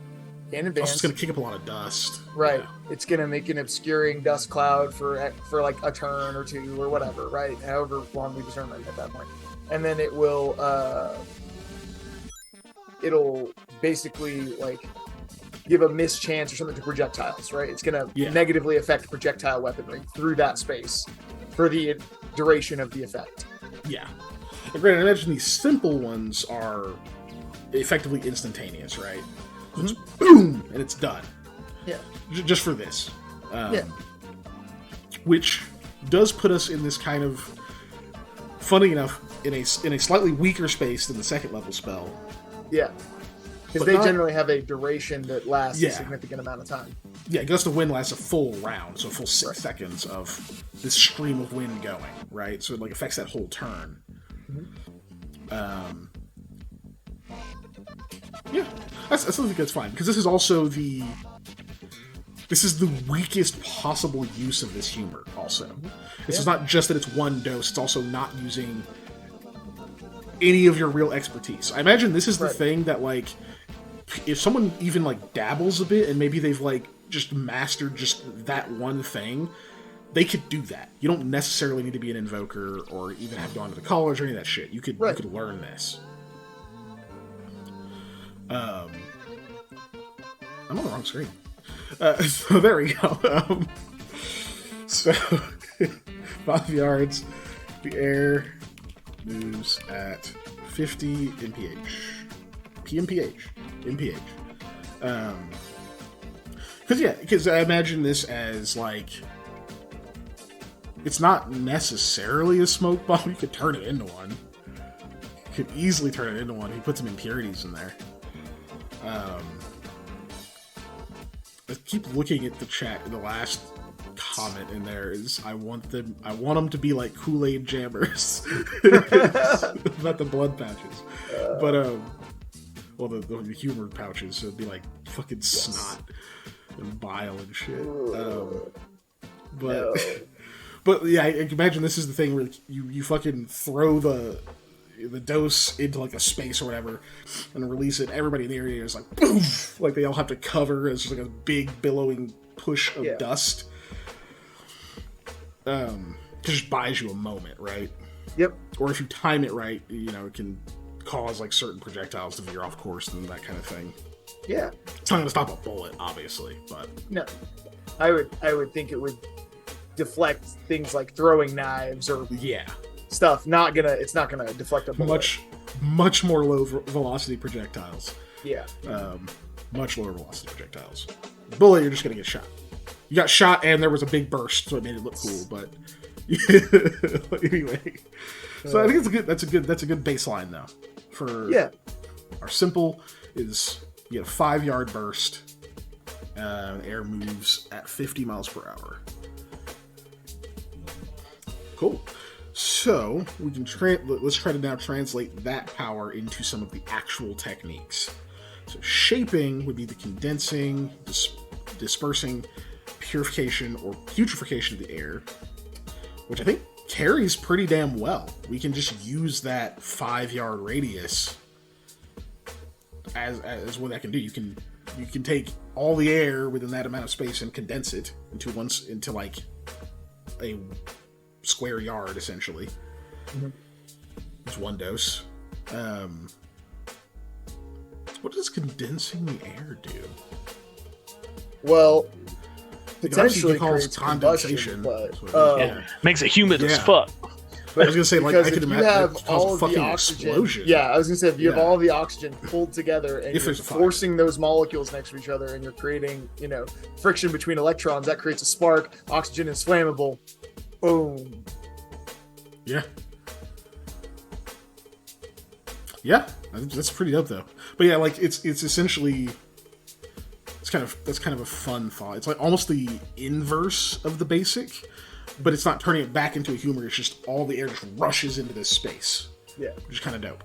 You can pull stuff to a space. Yes, exactly. That's what I was gonna say. All the stuff gets pulled into that space as well. At like, let's say a 50 mile per hour level, you're pulling anything that's not weighed down, attached, or a medium-sized creature essentially towards this one square.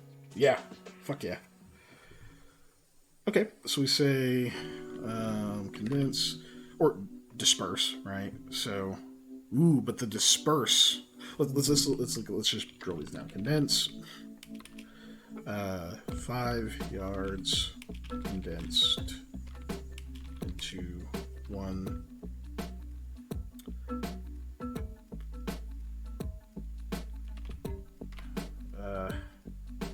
How to do the fucking super text?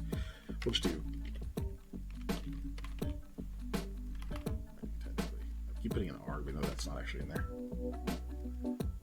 Anyway. Condense, it's 5 yards, condensed into 1 square yard. I think that's enough of a description for these purposes.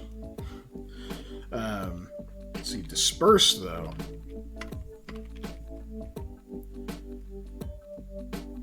Seems like that's the amplification of what it does on a simple usage, right? So if you actually make a shaping roll to disperse, maybe that's what amps it up. Maybe that's where we get, instead of 5 yards, you're like 10 at like a much higher speed. Or direct it. Instead of it just being a burst outward, you could do a cone instead of a burst. Well, directing would be casting, though. Sure. I looked ahead, because I had that thought, and then I was like, oh wait, casting is actually the direction thing.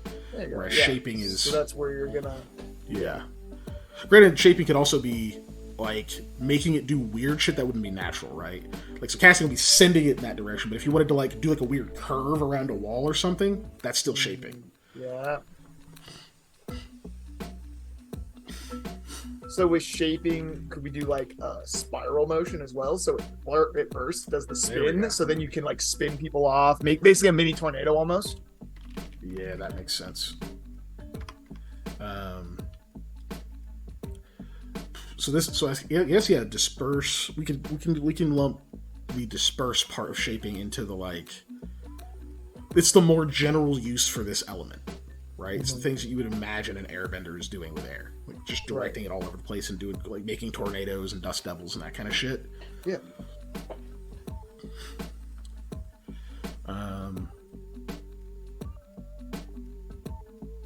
Yeah. So yeah, this is to.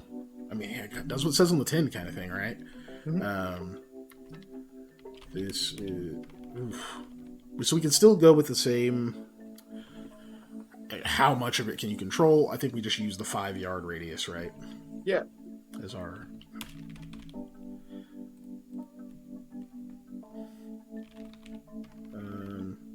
Funnel.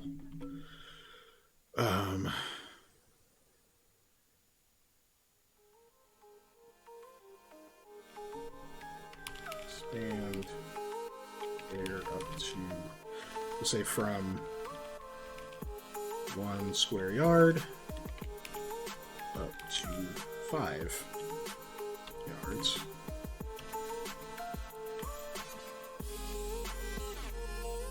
That seems like a weird way to phrase that, but like, how much should we? Yeah, how much do we want to amp that up? Because I feel like we also want that to be able to significantly enhance what the simple thing can do, right? So maybe I just put that in here specifically, right? So can enhance the simple effect. How much though? How big do we want that to be able to get?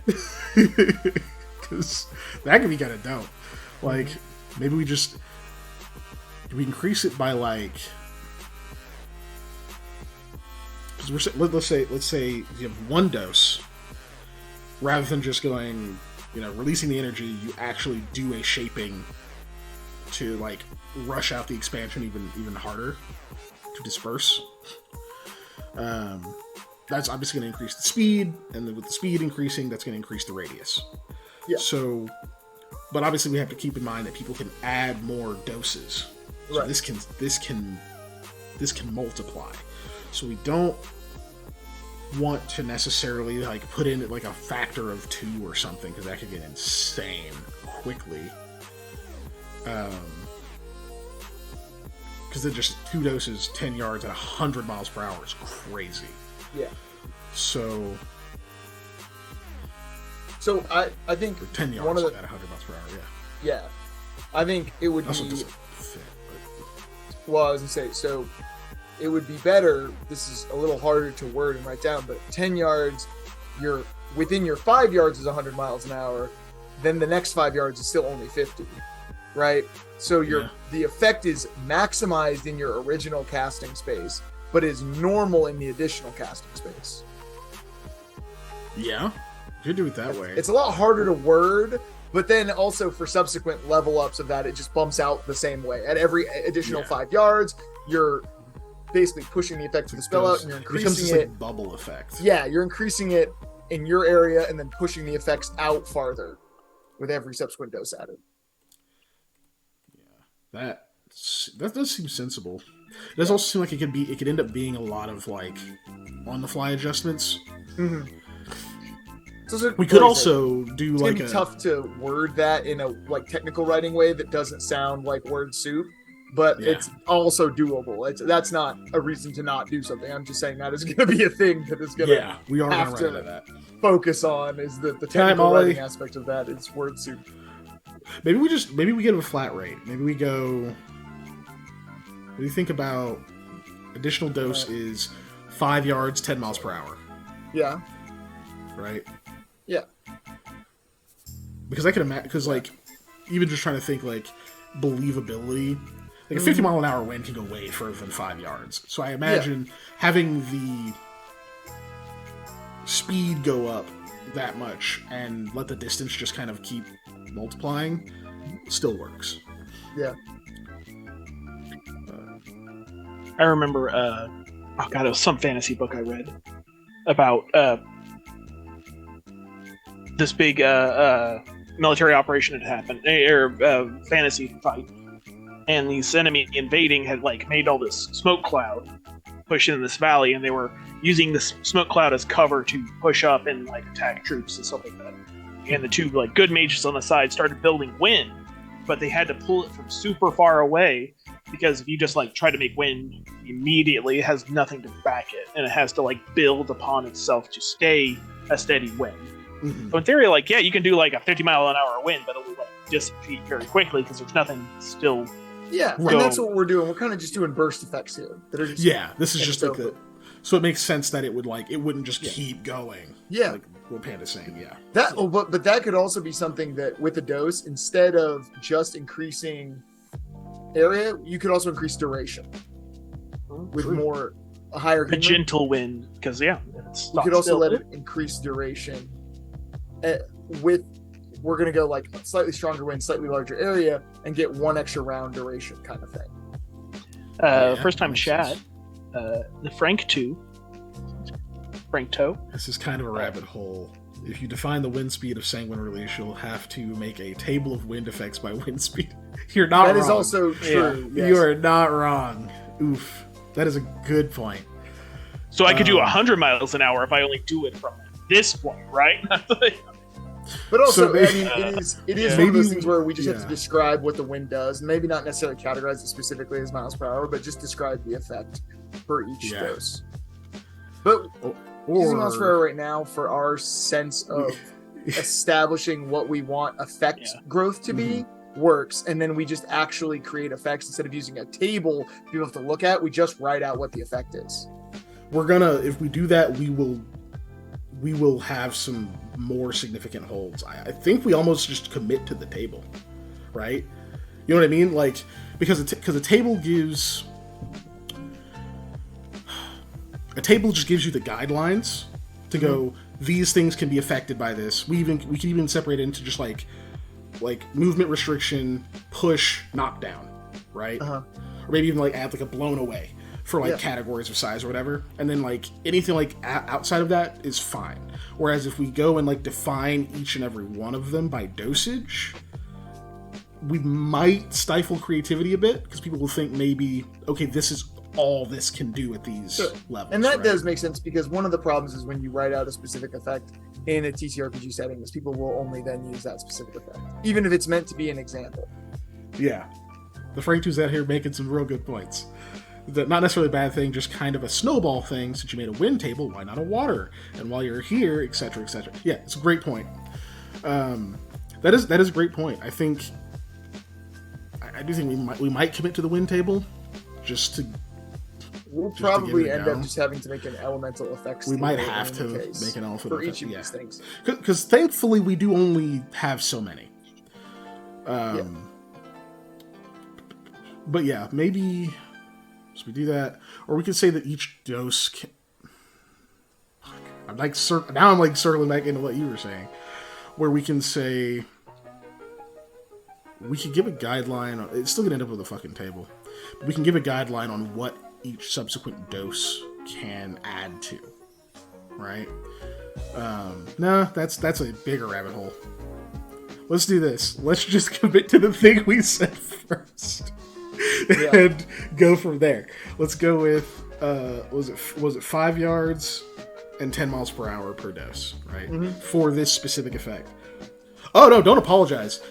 That is, I appreciate you saying that. That's actually really, really, really good feedback. Yes, and is also one of the reasons we like having people here Thanks for to the see follow. what we're doing. Oh, thank you. Well, see what we're doing here, because then it helps us examine with a more critical eye stuff we just kind of said.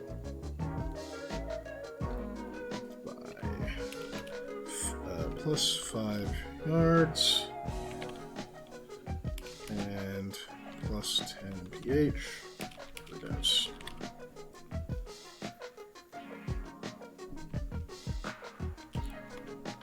Table later. Okay, so so that gives us those effects. I think Purify, Putrefy, Purify. I mean, we're looking at the same rating, right? 5 yard radius per dosage. Purify. And as we've said every time, these are just this is pretty much our first draft, so we're going to learn a lot once we actually get enough built out to playtest. Yeah. What stuff's weak, what stuff's strong, what stuff is like makes no fucking sense, all that kind of stuff. So, but those are still really good callouts.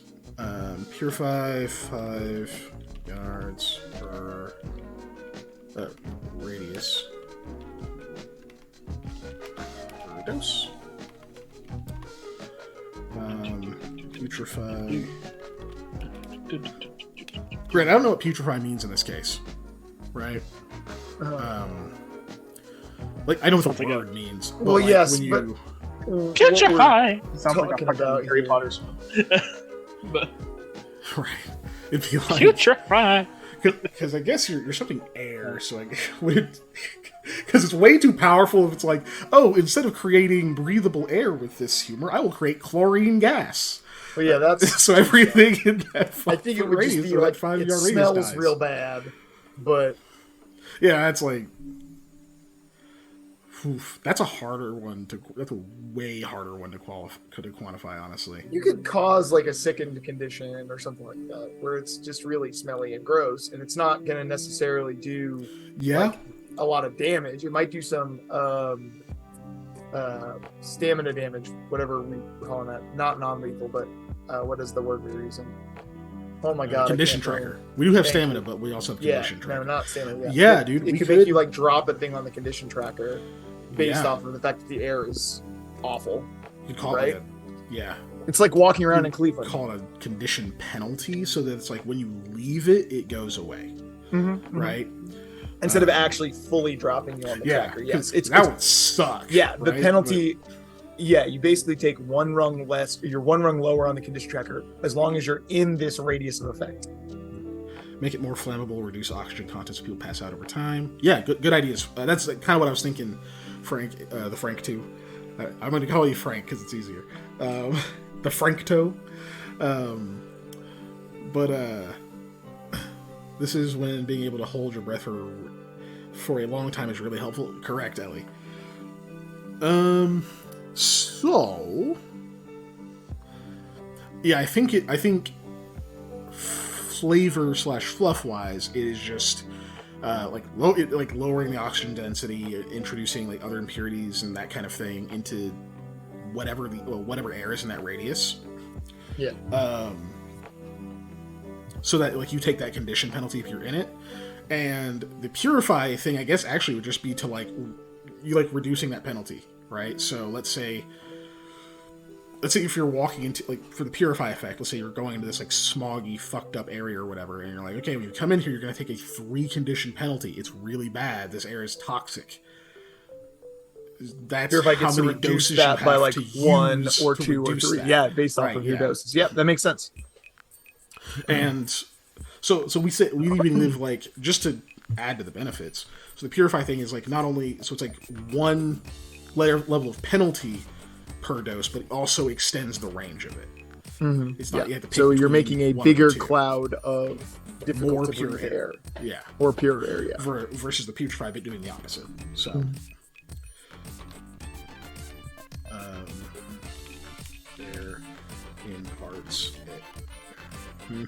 imparts a condition penalty.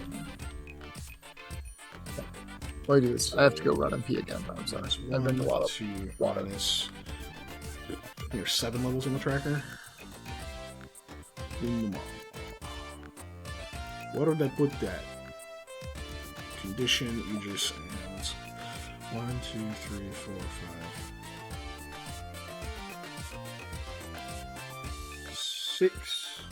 Level 6 on the condition tracker is incapacitated, so 2 incap.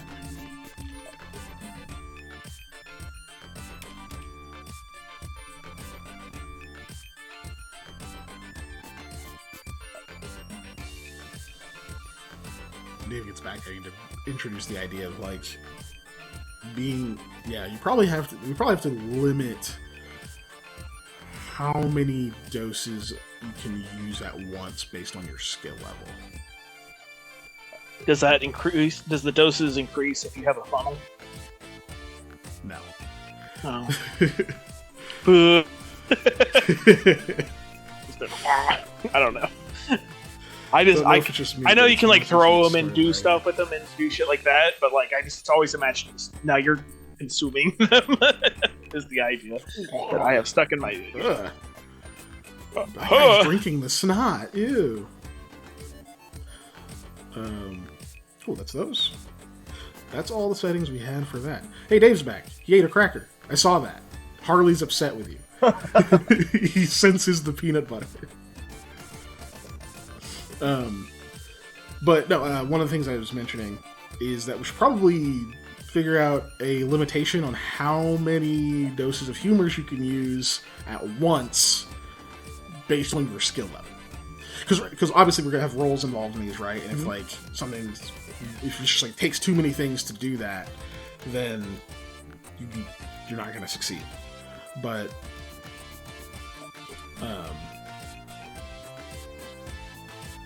if someone could just go like, I don't know, if they just fucking putrefy with like 6 doses, that's just everything in that radius is incapacitated. All right, so what about this?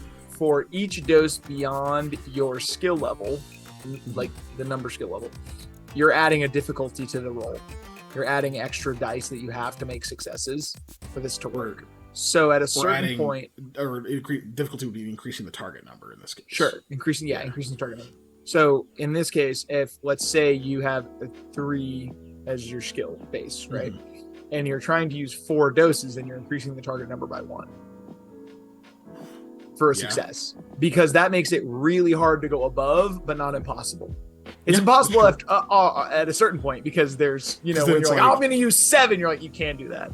Bro, you're not going to roll 7 10s. You're going to blow yourself up. You can't do that. I'm sorry. You just can't. I tape them all together. Yeah. Your name is Wes, and you did this when you rolled 5 6s to save and not lose a game of Warhammer one time. But whatever, like. Sheesh. But, that could work. I think the only thing there is I think it's really easy to end up with a skill level high enough to just wipe shit out with how we have it set right now. Because there's only if you're at the 6th floor of the condition tracker, that is incapacitated. That's true. So if you have a skill of 6, obviously it's gonna be real tough to get 6 fucking successes if you only have 6 dice, right? But That's a pretty big swing, right? But I don't know. Your other issue meetings. there, Yeah. I want to say is, once you've gone up a certain level on Putrefy specifically, since we're increasing, You probably can't get out of the radius. yeah, we're increasing the radius. It's going to be really hard to get out of the radius. Maybe we leave it here and we'll just see what people do with it, right? So we'll see how they manage.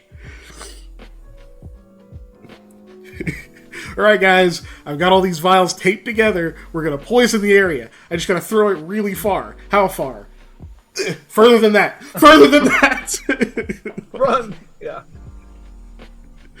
But yeah. All right, let's just leave it. Let's let people make their choices. Okay, so that gets us through shaping. Actually, at least all the example uses, right? Plus, we're encouraging people to like. The simple part is our guideline, and I think it works really well.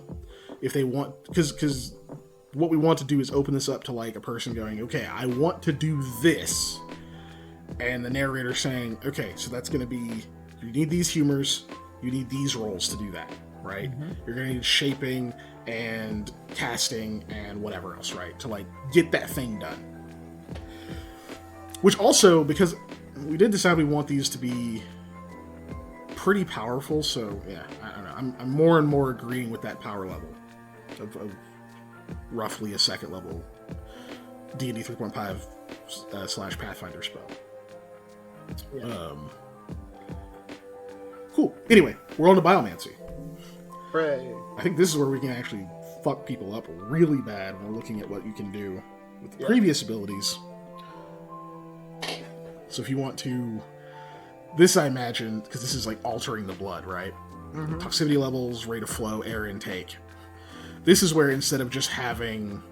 Let's say we're using this with like, affecting the air, rather than just having the air with like... this is like targeted low density. Yeah, this is like a choking smoke or fog where it's like actually hurting you and not just harder to breathe, high altitude kind of shit. Yeah.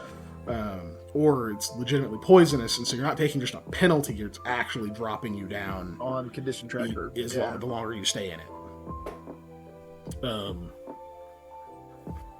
Which fucking scary. Yeah. So all the toxicity levels.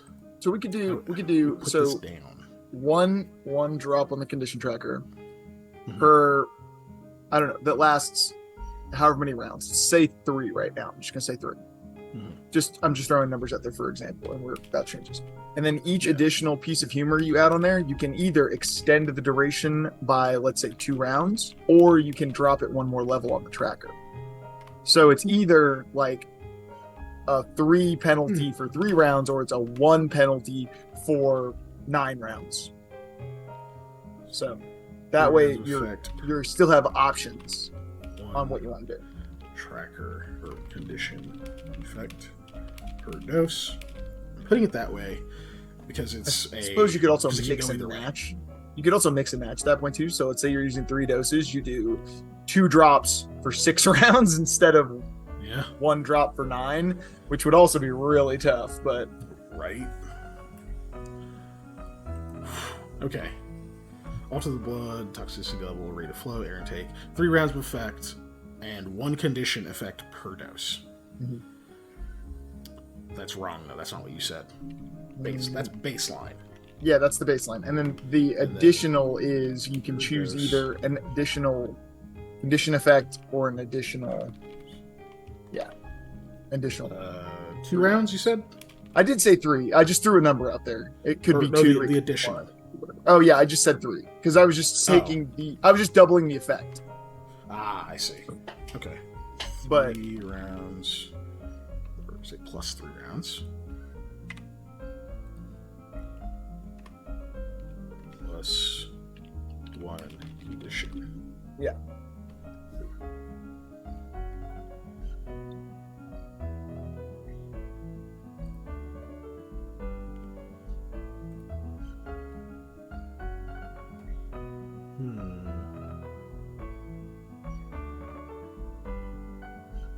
mean, as far as the mechanical effects we need to put here, I think that probably covers it, right? Because like I don't want to sit here and get into like beats per minute since it can That's change the rate of blood flow and that kind of thing. Yeah, that's and too much. That's a rabbit hole we don't need. That's a figure that out on the fly kind of deal. Yeah, and I also think this is one of those things where we're gonna tweak these numbers. This is just so we have a number. We know we want it to last a certain amount of rounds, and we know we want it to drop the condition tracker or affect the condition tracker. Yeah, affect the condition tracker. Go either way. Yeah. You could go up, yes, because you could have positive. Yeah, because it could be trying to undo these effects as well. Yeah, totally. Neat. I think that's good for that. Ooh. Yeah. I think we leave that. So I was thinking, could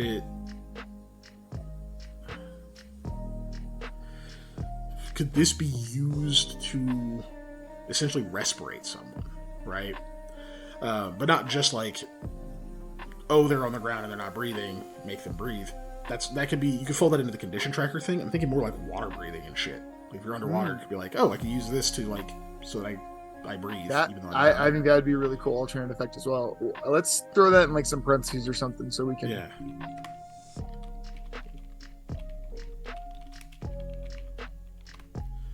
Because we could do just in general, instead of just water breathe for whatever, resist environmental like effects, because water, not being able to breathe in water is in essence an environmental effect. This would also allow you to breathe in choking smog conditions or zero air environment in theory or whatever, right? All right, fill the space. I'm out of water, so I gotta go get water so I can hydrate. Okay. I can do that. I've got water. This is why I have this gallon. No, but are you going to get water? Okay. Well, if you need to fill a space in your life, you could always play the free-to-play game Mobile Suit Gundam Battle Operation 2, now on Steam. Hashtag not sponsored. Hashtag not sponsored. Oh gosh. Yeah. Dave, what do you think? What do you think? Giant robots in a team setting with infuriating teammates where you're attempting to achieve objectives that they apparently are unaware of. Do you like blaming your team for losing that battle? Then that's the game for you. A MOBA style gameplay, essentially. Yeah. With gotcha mechanics of getting suits. Yeah. I recently had like their 5th anniversary. You should hop on and there's a bunch of new suits. I need to. What was I saying? To mess with that. That's Patrick. I don't think you. I think when you were going pee earlier. What do you think the best anime is? Oh, I have no idea. No idea. I don't even know how to begin categorizing that. I can tell you what my favorite one is. That's very different than best. I can't really tell you what my favorite one is. I suck at picking favorites. Well, you like my top. How 3. dare you lie to me? I can tell you my top 3. I don't have favorites. I have like top 3s, and they rotate around based on. Somebody said Full Metal Alchemist Brotherhood, which I'm like, that's up there. I really do like Brotherhood. So the answer to Frank's question here is what kind of game you guys are building is not a generic system. It is something to suit a specific setting.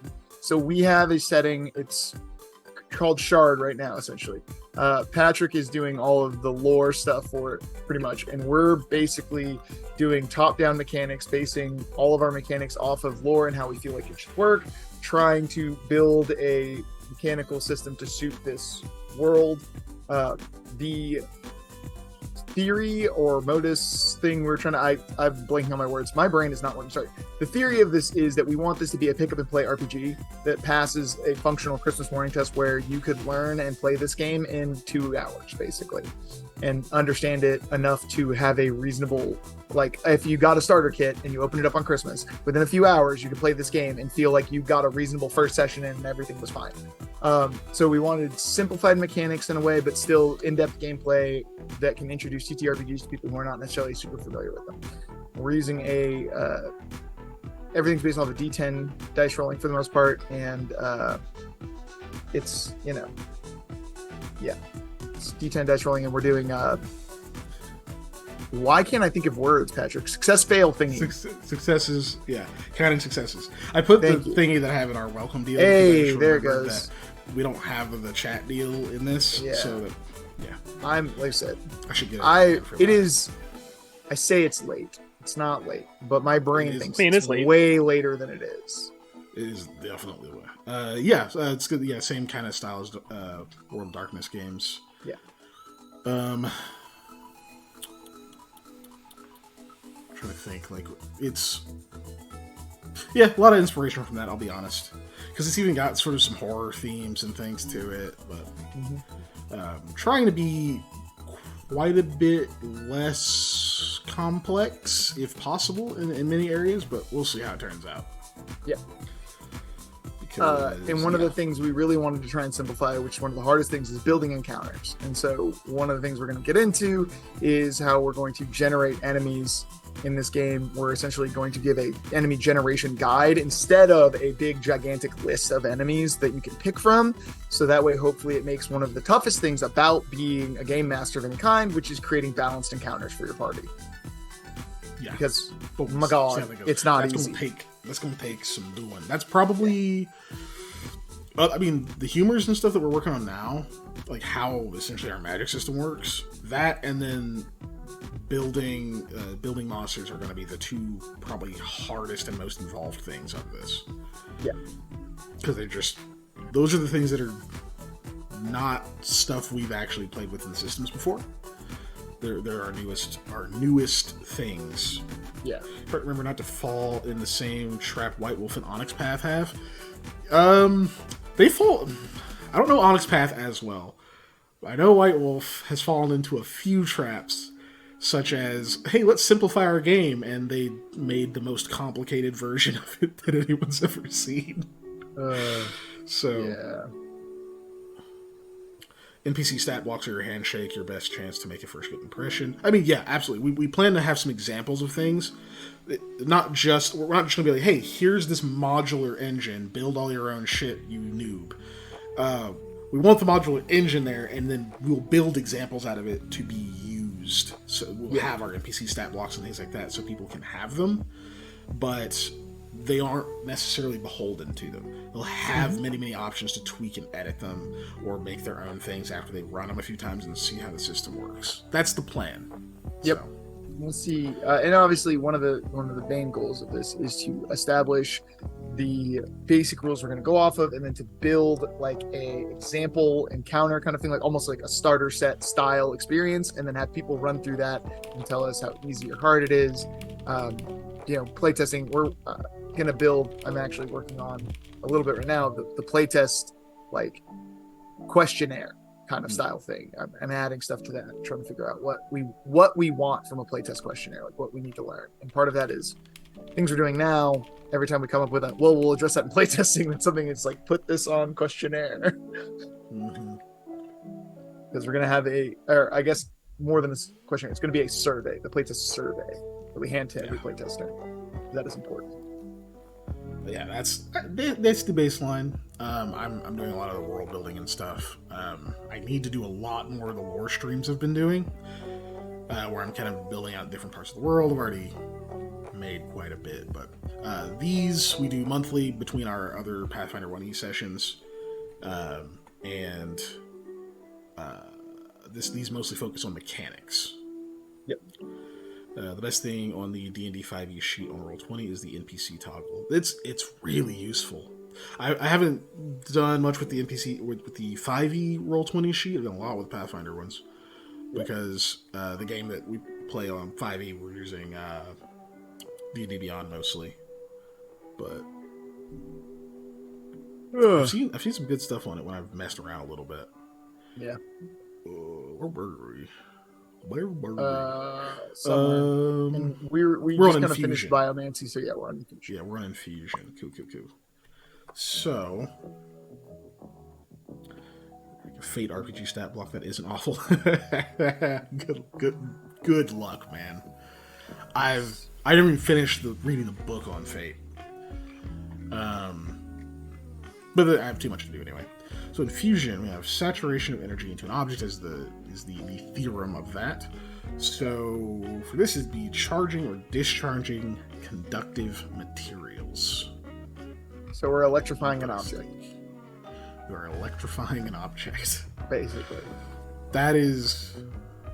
How do we... how do we measure that? Because I don't want to get into like measurements. Like, nobody wants to sit there and read like an electrician's manual whenever they cast a spell, right? We could just kind of do where the object does electricity damage when contacted, essentially. I think at basic. Yeah, I think if we make this fairly basic, I have the distinct feeling that this is going to create a lot of weird shit when we try to scale it. Oh yeah. I was just thinking that myself, because I was like, how many rounds is it this? Or how can I get it to do extra damage? And also other effects, like if for instance, you're trying to make something power something. Like, how long can I provide energy for this thing?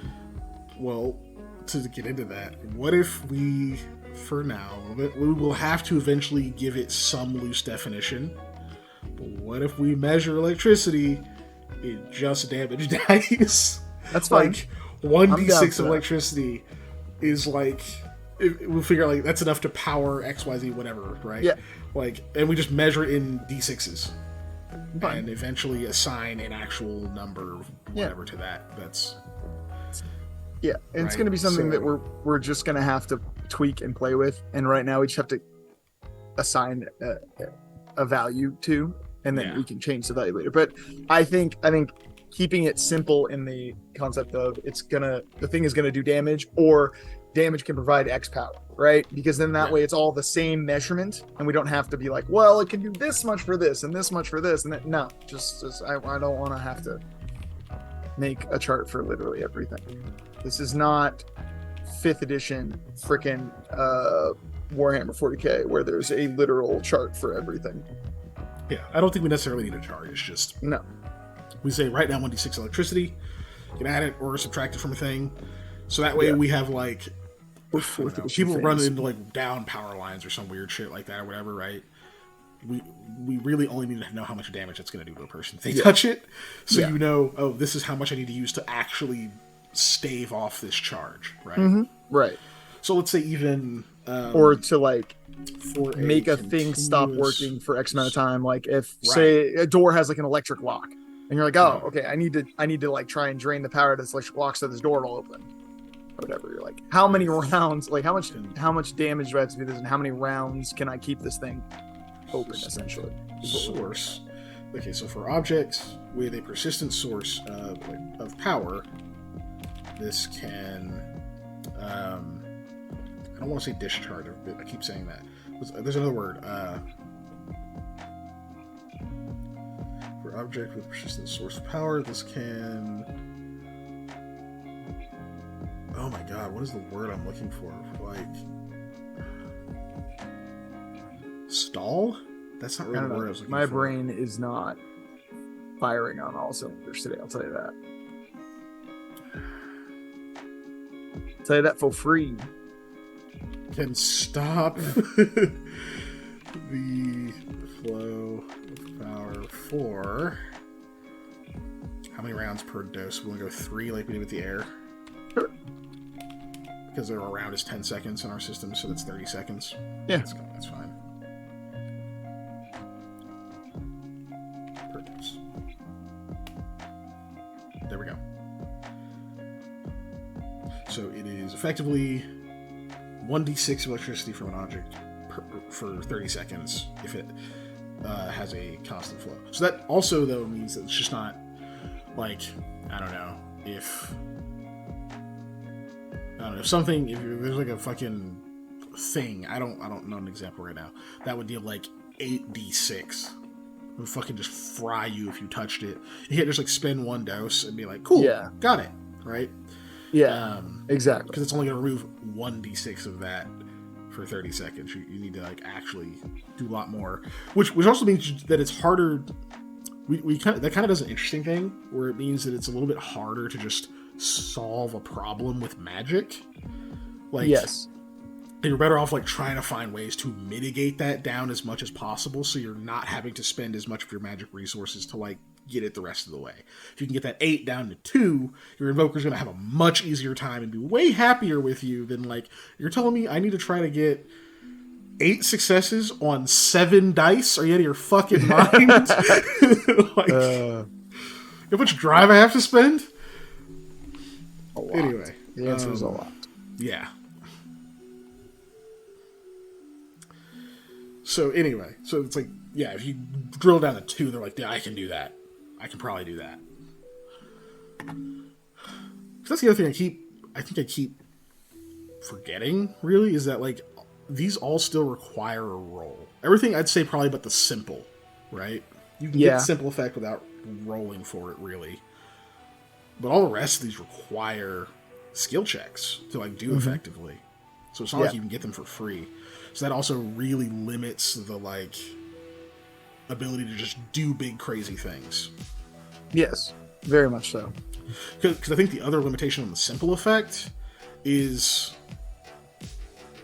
without rolling, you're only going to get one of the... You can't throw, like... You can't go, like, okay, I'm going to just invoke all 5 of these sanguine humors at once to get, like, a big air blast. So now you're getting one at a time unless you do some kind of...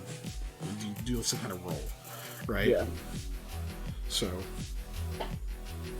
I think that limits the just, like, kind of abuse of it a lot. Anyway, I think that does it. We've decided how we measure our electricity. We're good there.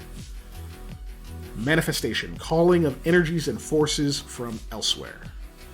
So it is summoning air, so actually just, like, bringing it into existence outside of just what you get out of the energy release. Yeah. Or just charging the air itself with electricity rather than an object charging the air. You're just with creating lightning, essentially, at that point. You're ionizing air molecules, which is just creating lightning. And thunder. So you're also creating air. I mean, you're creating a sound wave. You're not creating air, but... Which, so, like, yeah. So yeah, you can create air with it. That's one of the uses. But, like, do it in an environment, like, if you were in a vacuum for some reason, why the fuck you would be. But if you were for some reason in a vacuum, you could buy yourself I don't know how long it takes air to just dissipate in a vacuum, but it's pretty goddamn fast, if I remember right. I guess it depends on, like, how much void there is. Yeah. Like, if you're in space, it's just gone.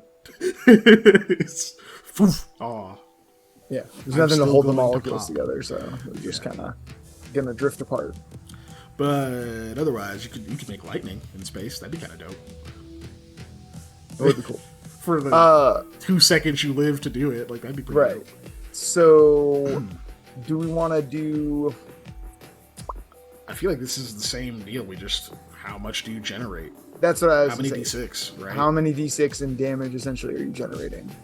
So D6 in energy, not even just damage, but yeah. Air created, Uh-huh. I guess we tackle first. Right. Summon air. And I think it goes back to the simple use, basically. It's a burst of air, right? But we just supercharge that. So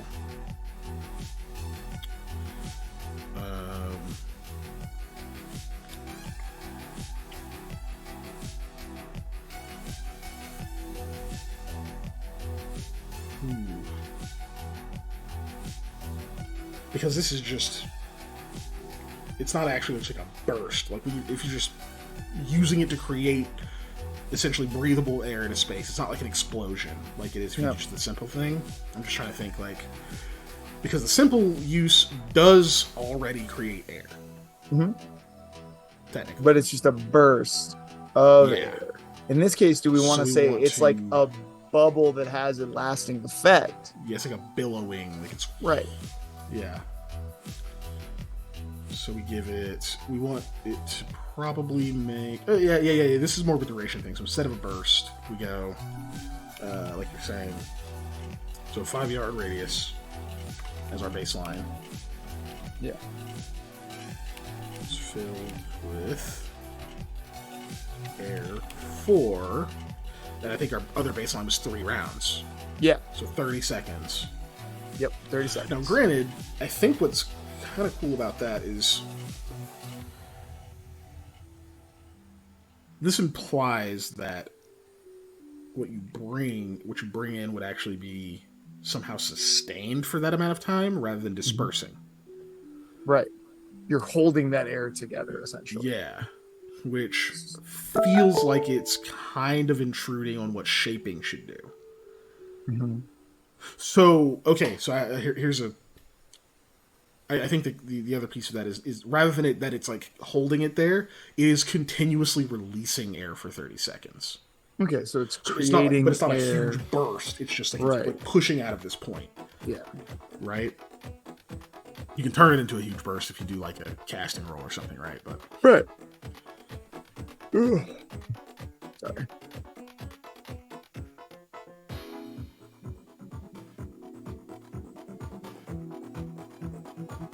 or shit, I mean, fuck, I keep doing this. There's questions that keep popping up that I feel like it need to be answered. This is almost an example case then. So what if a person wanted to...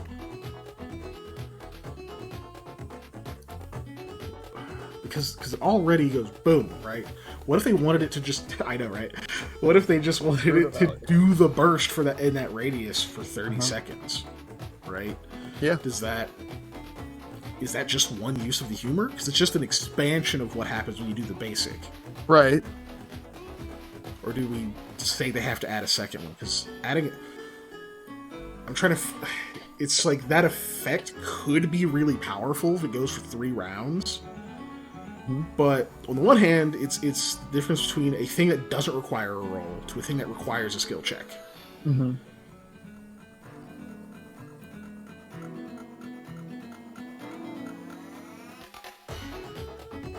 Honestly,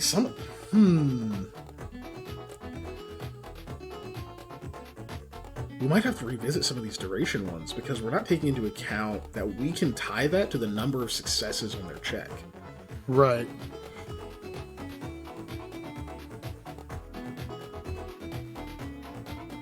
So, okay, no, I know how to incorporate it. So it'd be 3 rounds, up to 3 rounds per dose. Uh-huh. But you only get how many rounds you roll on your skill check, right? So Okay, yeah, I like 3 that. I like successes. up to, yes, and you 1 round per success. I like that. Yes. Yeah. For up to 3 rounds, 1 round per success. This is obviously not the way it's going to be written in a rules format. This is mostly for us. This is for us, yes. For up to 3 rounds. That's a summon error. We say can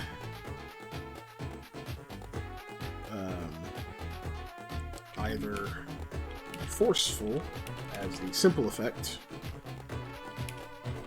or gentle so as not to air blast everyone. Yeah.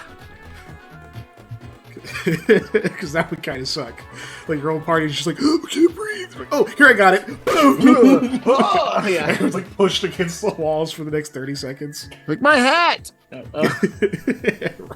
My lucky hat. How dare My you? cabbages. Yeah. Okay, so that's the summoning air thing. Oop. There. Charge air. So we're Lightning, creating motherfucker. lightning at this point. So we're creating D6 similar to charging an object, but this is just straight damage in the air at something. So what range do we want to give? This is the other thing, because do we want to do it where we could hit anything in that 5 yard? Like similar, like it has to be a target, but the target range is anything within 5 yards, essentially. I think that works. I think that works. So, and then, so yeah, we need to do that. So that part's automatic. You can target a thing, and then the damage is going to be based on your roll, right? yes. Yeah.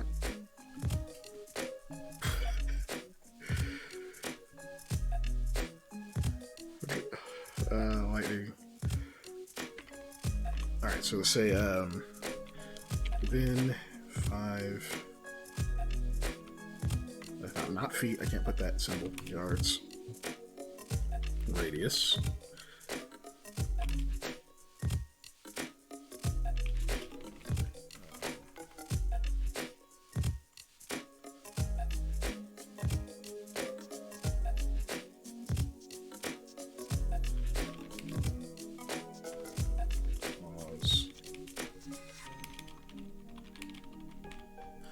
Yeah, I feel like so. Yeah, once he's getting to a book, so we'll have this kind of as our baseline examples, right?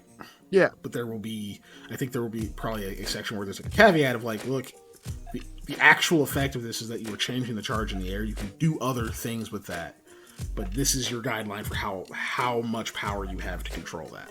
So if people want to get creative, they still have the room to do that. This is like, if it's strong enough, like create a fucking lightning bolt. You know? Yeah. That's pretty These are good. examples. Yeah. So if you want to waste a humor on be like, I want their hair to stand on. I just want them all to have frizzy hair. Yeah. Okay. Absolutely, you can do that. Totally. Roll. See how many successes you get. But I want to say to you, one of the things we could do, by the way, for humors is instead of just increasing damage, you could also increase targets instead of damage. So it's 1d6, let's say, of damage, right? Or it's 2d6 of damage, or it's 1d6 to 2 targets. So it's either you're getting an extra damage dice or you're getting an extra target. Yeah, that could work. That way you can decide if you want this to be, because I was just thinking specifically for lightning, it's like, or whatever, is it a single thunderbolt that hits something, or is it a jolt, like dispersal of electricity that hits more than one thing around you? Yeah.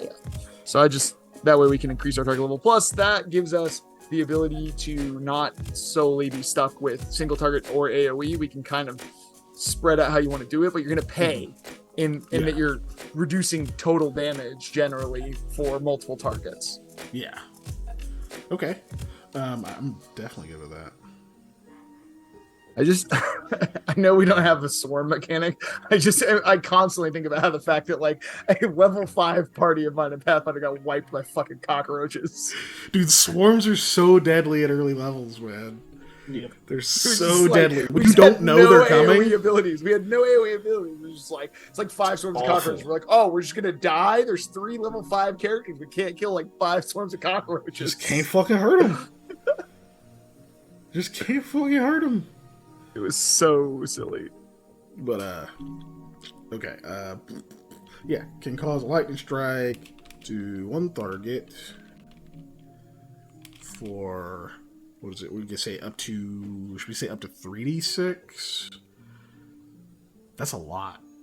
Yeah, HP, because if you have, says if you're like a person, which everyone would be, even if you have body 5, if you're level 1, you got 10 hit points. Yep. That could just, it's a lightning bolt, so it's fair, but like that could just fucking wipe you out. Yeah. You know? It's very possible. With 3d6 to get 10 damage, it's not too tough.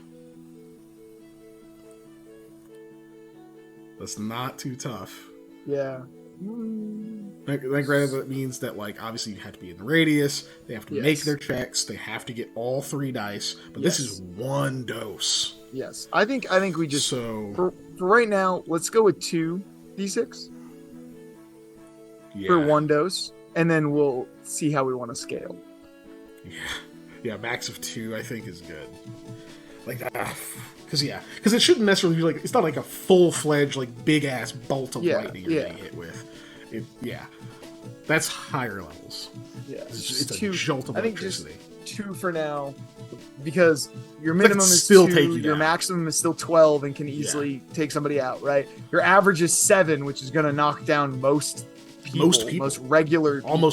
Almost all regular people. Because, the average being at 3, so 6 hit points, Yeah, your 7 is going to knock out most average dudes, so... Ooh, but that was the other thing, is, the shield system, what do we call it? Aegis. Might have to come back to that, because it's supposed to also be sanguine-based. So we might have that can actually mitigate damage from air sources, specifically. Yeah. Like, I'm imagining all, like, I think it should instantly shut it the fuck down, too. Like, it instantly goes into flux. Or, the fuck was it?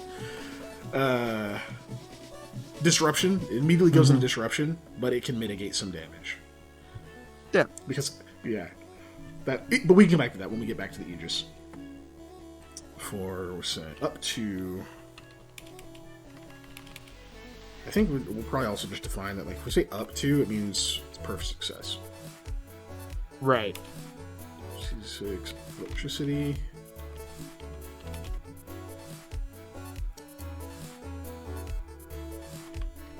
And increase targets or damage potential with more doses. With each dose. So +1 target or +2d6. I think that's fine though, because so doing this, just getting the 2d6 effect by itself is 1 humor. I don't know what the manifestation roll is going to be on that, like how many successes you actually need. Yeah.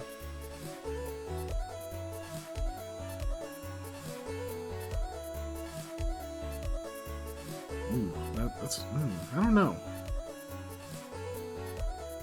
Because we're also trying to define like the simplest use of them. Mm-hmm. But it should still be more than 1 success required. Yes. So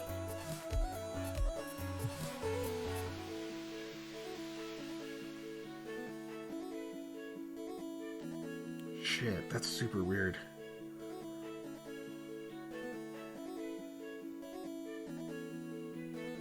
Yeah, how does it go? So it'd be like, I'm trying to think of this in the actual game now. If you want to use, say, manifestation to like fucking lightning strike someone, make your manifestation roll. Let's say their skill is, I mean, this is obviously going to be someone who focuses on their mind abilities, probably, right? We won't put them at 5. We'll put them at 4. Say they got mind 4. 4. Yep. Which means they're gonna have at least 1 skill. We'll just go with that. We'll go with 1 skill in manifestation. So that's 5 dice.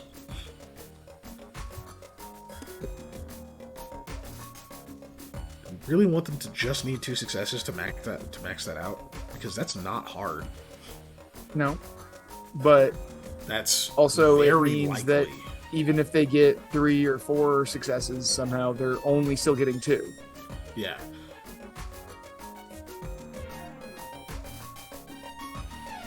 But that means that they only need 1 success for it to do something.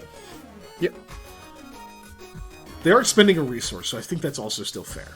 Like a non-daily renewable resource. Yeah. I'm just like talking through it. Sorry, it's like no, you're good. I'm because that would be same kind of thing. Because on the one side of it, I'm like, we don't want to make that too fucking powerful. But then from the player side, like the fun side of it, like nothing sucks more than using a like item you have 1 of or something, and it just does nothing. Yeah, having the effect fizzle. You just rolled bad, and it did absolutely shit. So yeah, I guess I'm good with that. I guess I'm good with that. Just get a success for it to do something, because it might even still not. I mean, as a player, you're probably gonna still be like, use up your humor, and you fucking got 1 success. You're probably gonna be like, God fucking damn it, Yeah. you know? Oh, you got 1.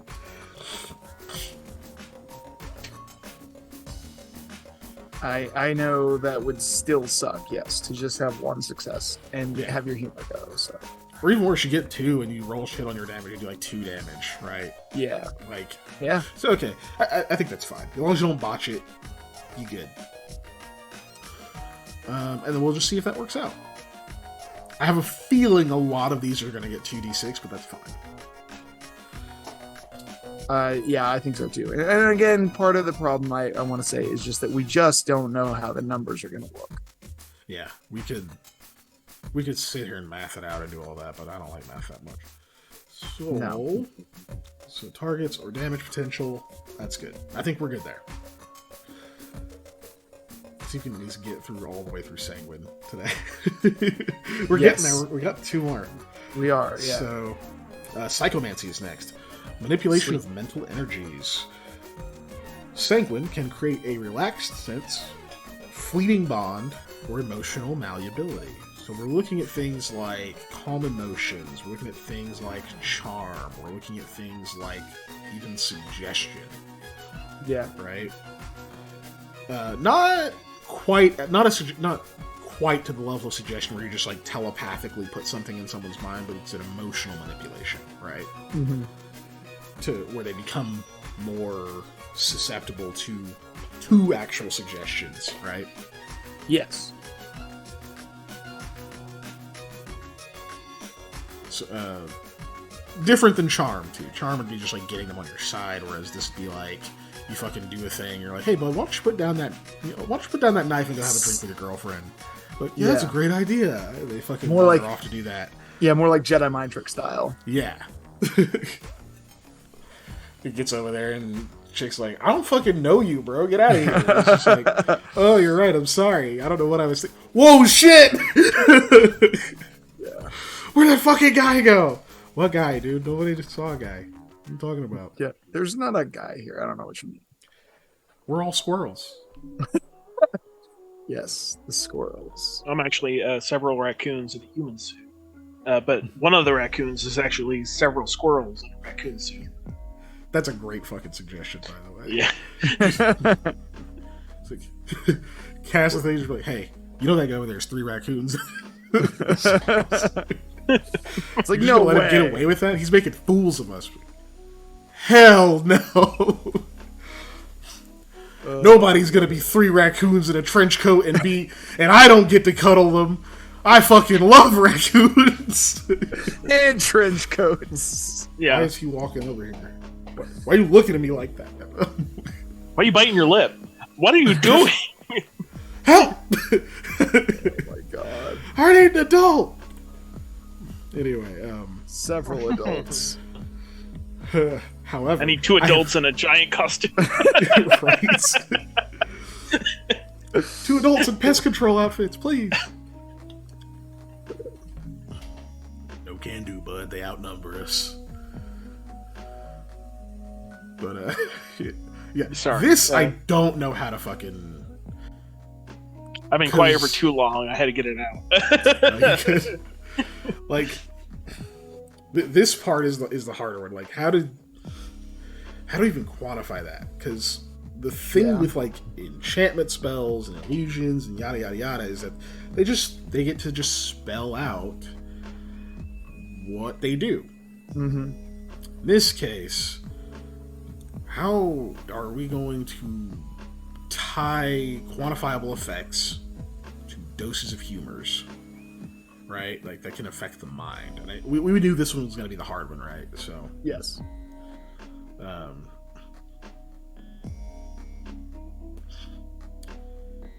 like, because we also have to figure out like how do saves work. I did have an idea. We don't need to get into it today. I'll bring it up some other time. Yeah. But I had some ideas for like a way to do some more stuff with our abilities or whatever to like make those kind of things. But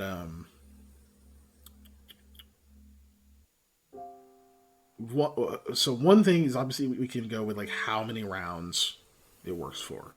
We might even just go with flat minutes rather than just rounds for these. Yeah.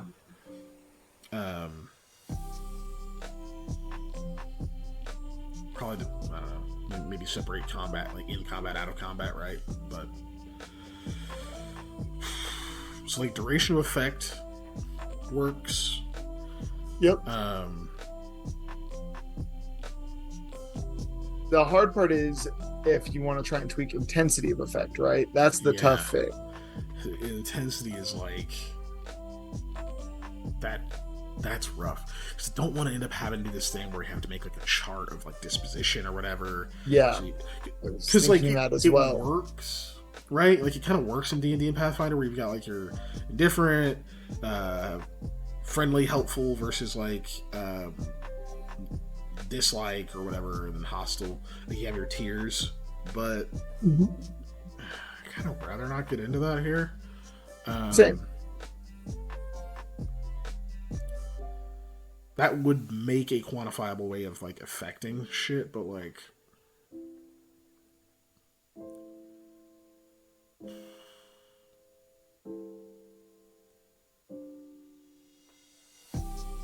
relaxed sense, it's just one thing, like...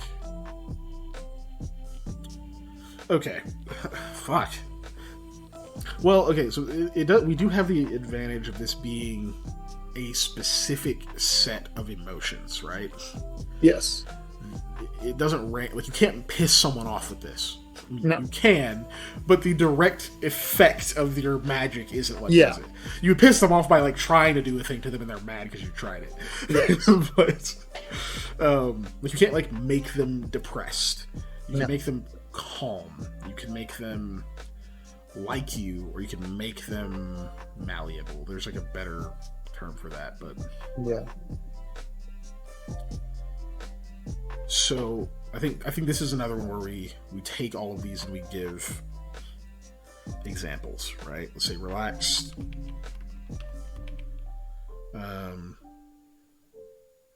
This one is, I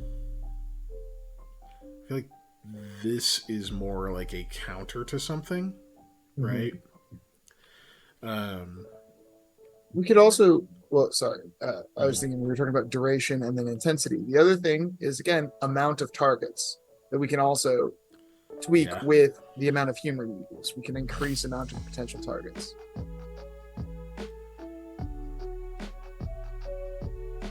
Because I'll tell you what, the more people you can affect with any kind of, and range, the more people you can affect with any kind of mental manipulation, the stronger that is by a lot. It's true. So. It's just like, how much control does it give? How do we... Quantifying intensity is the hard part. That is the really hard part, and it's something I feel like we need to do if we're gonna have our magic system actually tackle this. Yeah. Right? Because if not, then people are always free to interpret, and that tends to err on the side, for me anyways, of going way too hard in the paint on mental stuff. Yes. People always go way harder on mental manipulation than they do other things. And because just like we don't have like healing really in our magic, just to address it, like, so there's other things I don't think we're gonna have. I don't think we're gonna have telepathy. No. It doesn't really fit in our magic. No. We're not gonna have anything that's just like straight mental domination. It doesn't make sense for these abilities.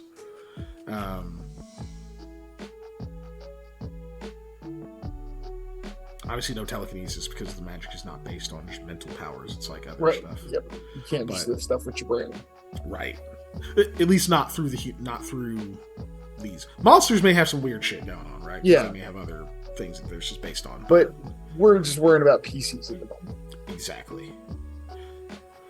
So, excuse me. Oh my gosh. I guess that's the first hurdle we gotta get over is like, does the intensity of this upgrade with humor use? Or is it more that they all kind of do the same level? It's just maybe expending more humors makes it harder to resist, or it lasts for longer, that kind of thing? Do we just have the effect is always the same? Roughly? I do. Yeah, I think in this case, tweaking, or at least to start with, so we're going to tweaking intensity is a road we don't want to go down at the moment because it's so difficult to quantify. I like better what you just suggested, which is making the save higher, making the duration longer, or again, potentially increasing target. Those three things I feel like are way easier to play with while still maintaining an easily definable effect, and it will still be useful. It's just not something that is going to be, because like we said, we don't want super intense mental control, and if we're increasing intensity, eventually you hit a point where that is your top end. Yeah. Okay. I think that makes sense. Let's do that. Honestly, what we might do too, instead of like actually increasing targets with this, maybe we leave that in the area of shaping, because that deals with dispersing effects and wind. So that way we get to layer those rolls. So it's like, you want to hit one person, you can definitely do that this turn. If you want to hit multiple, you're going to need multiple actions, so multiple rolls. So you can't just like pop that off, right? Or when we get into like the actual skill roll side of this, it's like you want to quicken that. Obviously, it ups the difficulty by a lot. It could be something too for increasing targets. You're using extra humors, but you also have to do a shaping roll to increase number of targets. Whereas like shaping skill roll to increase number of targets, and then you do your whatever your casting roll is to increase your damage effect or increase your duration. That's what those are doing. But shaping increases number of targets in general. Yeah, I think that's let's put that up before we forget that. Yep. Disperse. We'll say table later, but also used to increase number targets To the area of effect where none is specified. There.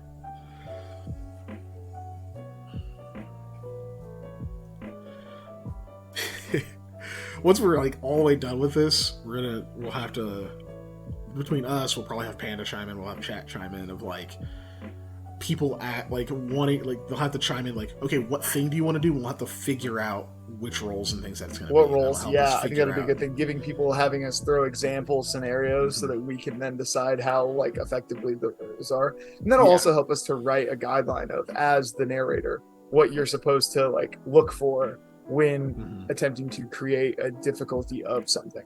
Exactly, and then also Ellie's excited about that. Right. And then, and it tells us the things that we need to like put into these blurbs to be like, oh, you use this for this to increase this effect. You use this for this and this and this, right? Like we just did with, we know shaping, the disperse effect of shaping is how you get multiple targets, right? Yep. Where none is specified. We already did that a little bit with, what is it? Manifestation. So yeah. Which shit, I don't know. Maybe we take that out. Maybe we'll just let disperse do it. Yeah. So we don't get more targets. Yeah. Yep. I like the idea of that being the effect of that. It's a separate roll to hit multiple targets. That if you don't have an AOE already. Yeah. Increase, damage potential. Cool. Whew. All right. So that's that. Let's just say relaxing a target. This is just.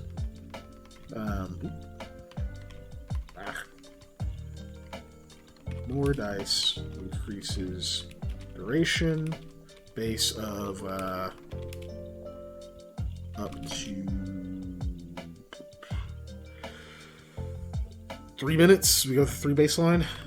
Sure, go with that for now. Minutes. It's obviously potentially could change, whatever, but 3 minutes is fine with me. Resist. We leave it there for now. Casting. Okay. What actors? Who do we think of when we think Sangul? No. That's the directing of forces and powers. I think this... Move air, control lightning, be God. Be God, yeah. I just love that. Be God.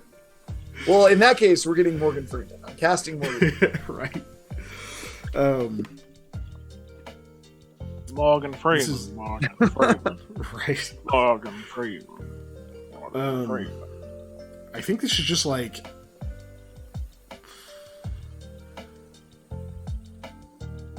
It's like distance that you can do shit, right? This like changes your range a lot, right? Yeah.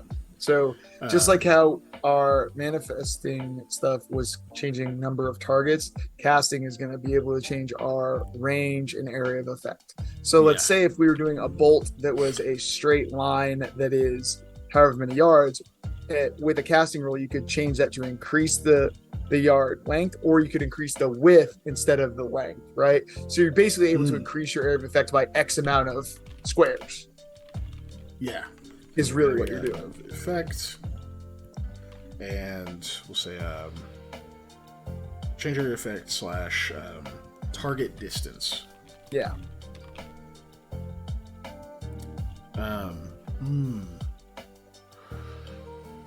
We do need some kind of guideline there because we haven't really put target distances.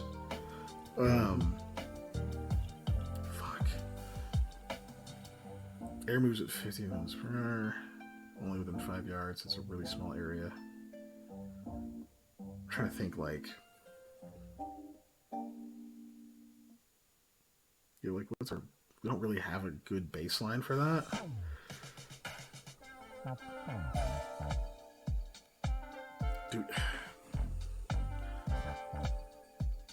do we just do the weird thing and just like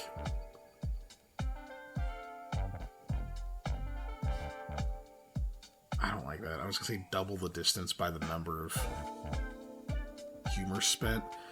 That could get a really long range really quick, but at the same time, dumping a resource like that just for that range capability, it's like not doing anything else. You could have been using it to jump you're damage. only increasing range. Yeah. Or area of effect. Mm-hmm. I could also see casting being something that can be used to increase the force. Because, like, this would be the thing that you do, like, an actual gust of wind, not a burst, just a gust, right? Yeah. So, in this case, we could also, casting could... So... Be like a gust of wind. Did that do anything per level? So, I was going to say, this is another thing. Casting could also be... Like how we're doing, where we're increasing number of targets with dispersal. Yeah. We're using casting now to increase our damage dice. We're using casting now to increase our area of effect. So it's like meta magics, where enlarge spell or empower spell style things are what we're getting from casting. So casting is a check that we're, instead of using it solely as a separate skill for the most part, it is a skill in conjunction with the magic you're already using. So it's going to be one of those things. It's a modifier roll more often than it functions more like meta magic than it does its own separate entity. Because this is for directing. Yeah. This is pushing a thing in a direction. Yeah. So, say increase area of... I think that's fine. And target distance. I'm actually cool with letting it be the doubling thing per dose, because if we use it for that purpose, it's only for that purpose. Mm-hmm. Right. Versus... see, times 2 per dose, or this is our gust of wind effect, like we said earlier, because it makes the most sense for it. It's literally just direct pushing wind in a direction, right? Yeah. Yep. So that gives. This is how we make cones instead of bursts. This is how we make lines instead of bursts. Yeah. Yeah, the cones or lines. Boom, boom. One direction that way. Like, that works. Because even though shaping sounds like it does that, this is... Yeah. For something like wind, you just need to point it in a direction. This is altering area / line of effect, essentially. Yeah. Line of effects. Line of cone. Ooh, you know what I'm going to put on the alter line of effect? That should not require an extra dose. It requires a skill roll, but I don't think it should require an extra dose. No, I agree. Changing from radius to cone or line is a skill roll. Increasing range or area of effect is what takes the doses. So even if it takes you a skill roll to change it. It changes you. It takes a skill roll to change it from radius to cone, but then it takes a humor to increase the cone. Right, exactly. So it's 2 checks to do the thing you want to do, where you want to make a big cone instead of a regular cone. But it's a check and then a humor. But the first one is like, oh, I got the cone. Now I need to make the cone bigger. And it all happens in one thing, but it's just multiple checks. Right. So yeah, I think that's something we'll have to go back and do, is like separate them into things that are just an extra skill roll versus things that require an extra dose. That's a cleanup thing we'll have to do later. I will say, so I know this first one took us most of the session. I think the next ones are going to go like boom, boom, boom when we jump on them, because now we have the base concept of what we want each thing to functionally do, and then we just attune it to the element and what that element does. So now the only thing we're going to have to figure out for each new humor is what that humor does, not what the effect changes, really, because this is, now that we've essentially defined what each thing's general effect is. Yeah, I'm going to put this simple thing in all of them just to like, but you want to stay on for that. I'm just going to put that in here. And while he's writing that, I'm going to start with the cleanup stuff, since we're well past midnight for everybody. Yes. And part of that is, if you had fun, please go ahead and join our Discord to jump in with the chats and talk about this. We have a special part of the Discord specifically to talk about the Shard TTRPG stuff. Yes. Also, we have Facebook, Instagram, and Twitter. I need to update the Instagram more often, but Facebook and Twitter get updated all the time. We also have a YouTube channel where we put the replays of all of our stuff. There's a playlist just for the game design things on the YouTubes. It's crazy. It's called X now. Oh, yeah, that's right. It is called X. I'm sorry. Nobody cares. So dumb. It's so dumb. It's still twitter.com, even though it's called X, because that's the domain name. He'd change it if he could. Whatever. Yeah, we have a YouTube channel as well. All of our replays for everything go up on Monday, right around noon, Central Standard Time. We're going to jump right back into Pathfinder First Edition next week, pick up on Into the Storm where we left off. Into the Storm.